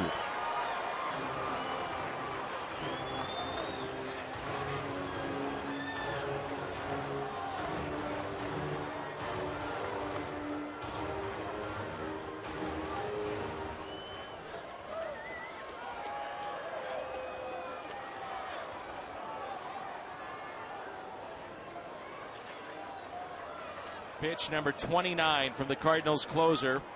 0-2 to Tulowitzki.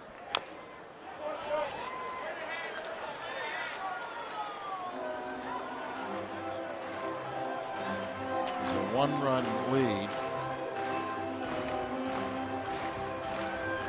Freeman got the first 2 outs in the 8th inning. Nobody on, and Mike Matheny brought in Rosenthal to get the final out in the 8th. Cardinals get a couple more runs. But now having a tough time here in the 9th inning. 0-2 to arguably the best hitter in 2014.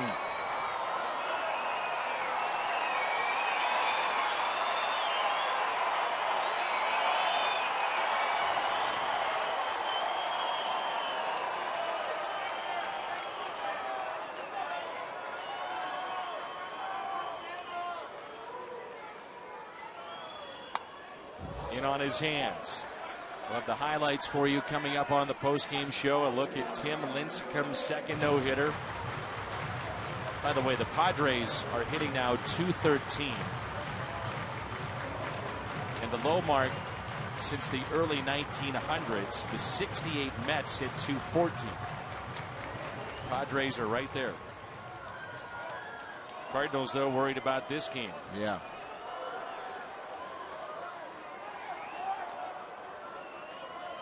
0-2 pitch.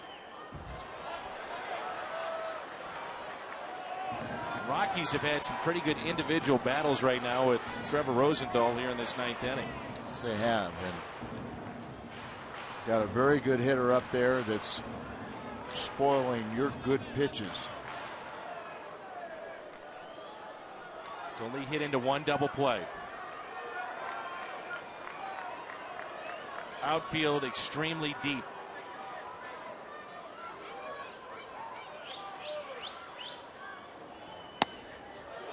1 ball and 2 strikes.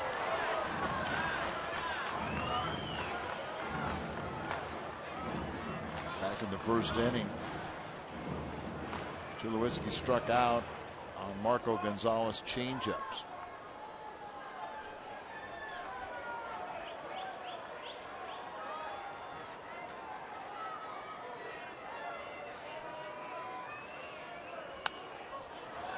What a battle.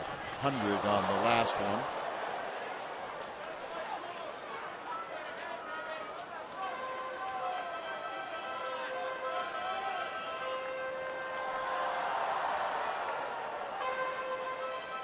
Up to 33 pitches now.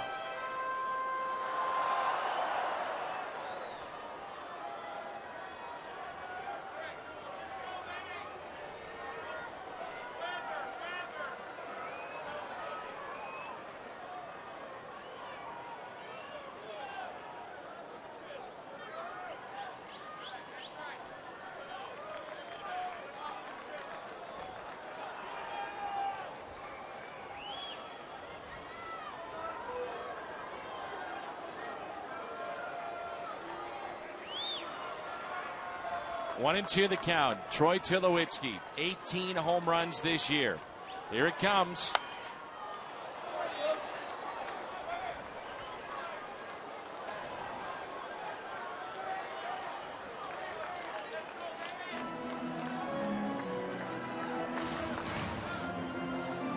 That's what you didn't want to see happen is happening. Even if you close this game out and win it, you may have lost Rosenthal for tomorrow. And going into LA with their fine pitching staff, you think that runs are going to be hard to come by for both teams.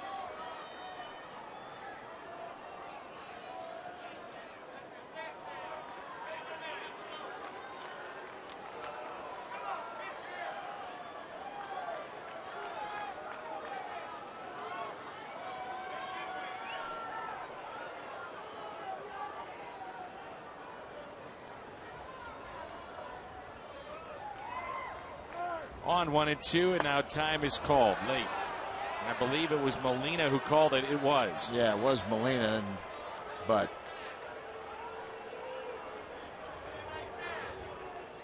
You want to speed up the game. Keep batters in the batter's box.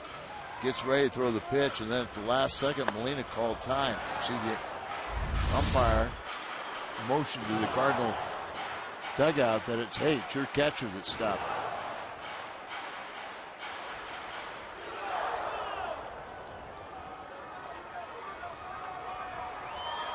Tulowitzki definitely has a routine that he goes through after every pitch.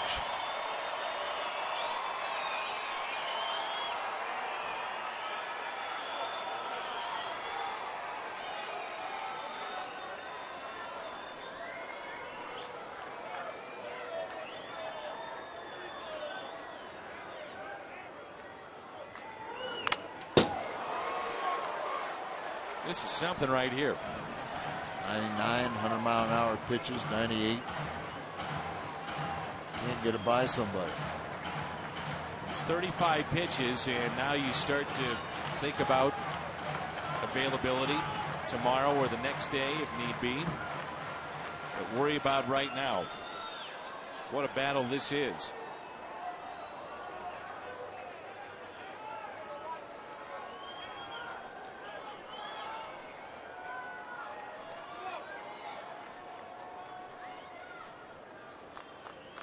Another 1-2 pitch.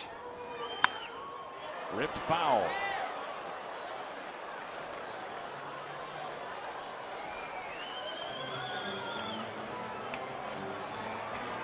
This will be pitch number 12 coming up. The most Rosenthal has ever thrown in a save situation. 39 pitches. April 13th at Arizona. That was the opening series of the 2013 season. This is the second most. He's at 36.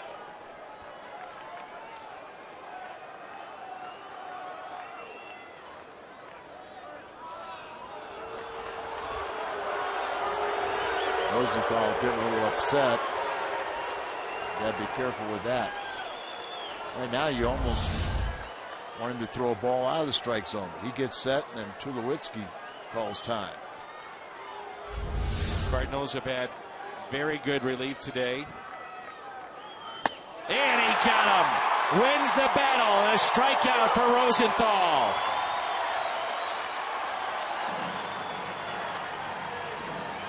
You win that battle, but now you got another tough one.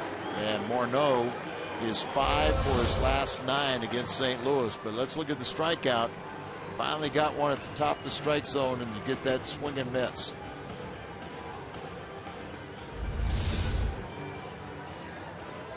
You can't take too much of a deep breath because you're right back under fire again with Morneau. There's a changeup from Rosenthal in strike one.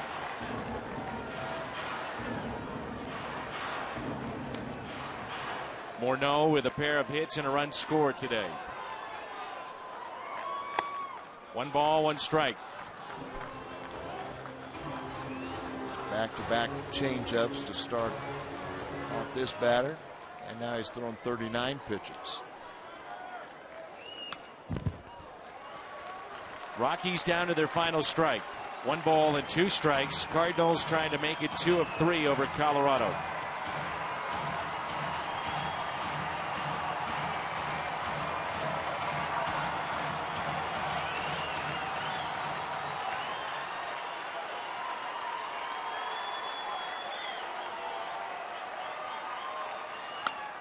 And a fly ball lifted into center. Borges is there. The Cardinals take 2 of 3. 9-6 the final. Boy, did Trevor Rosenthal have to earn that one. Picks up the save, and the Cardinals pick up a series win here in Denver. This is the Cardinal team we're starting to expect to see. The guys that are going to win series, find their way to do it. They do it with pitching, good timely hitting, and nice to see the comeback victory. Redbirds with victory number 43. They're 43-36.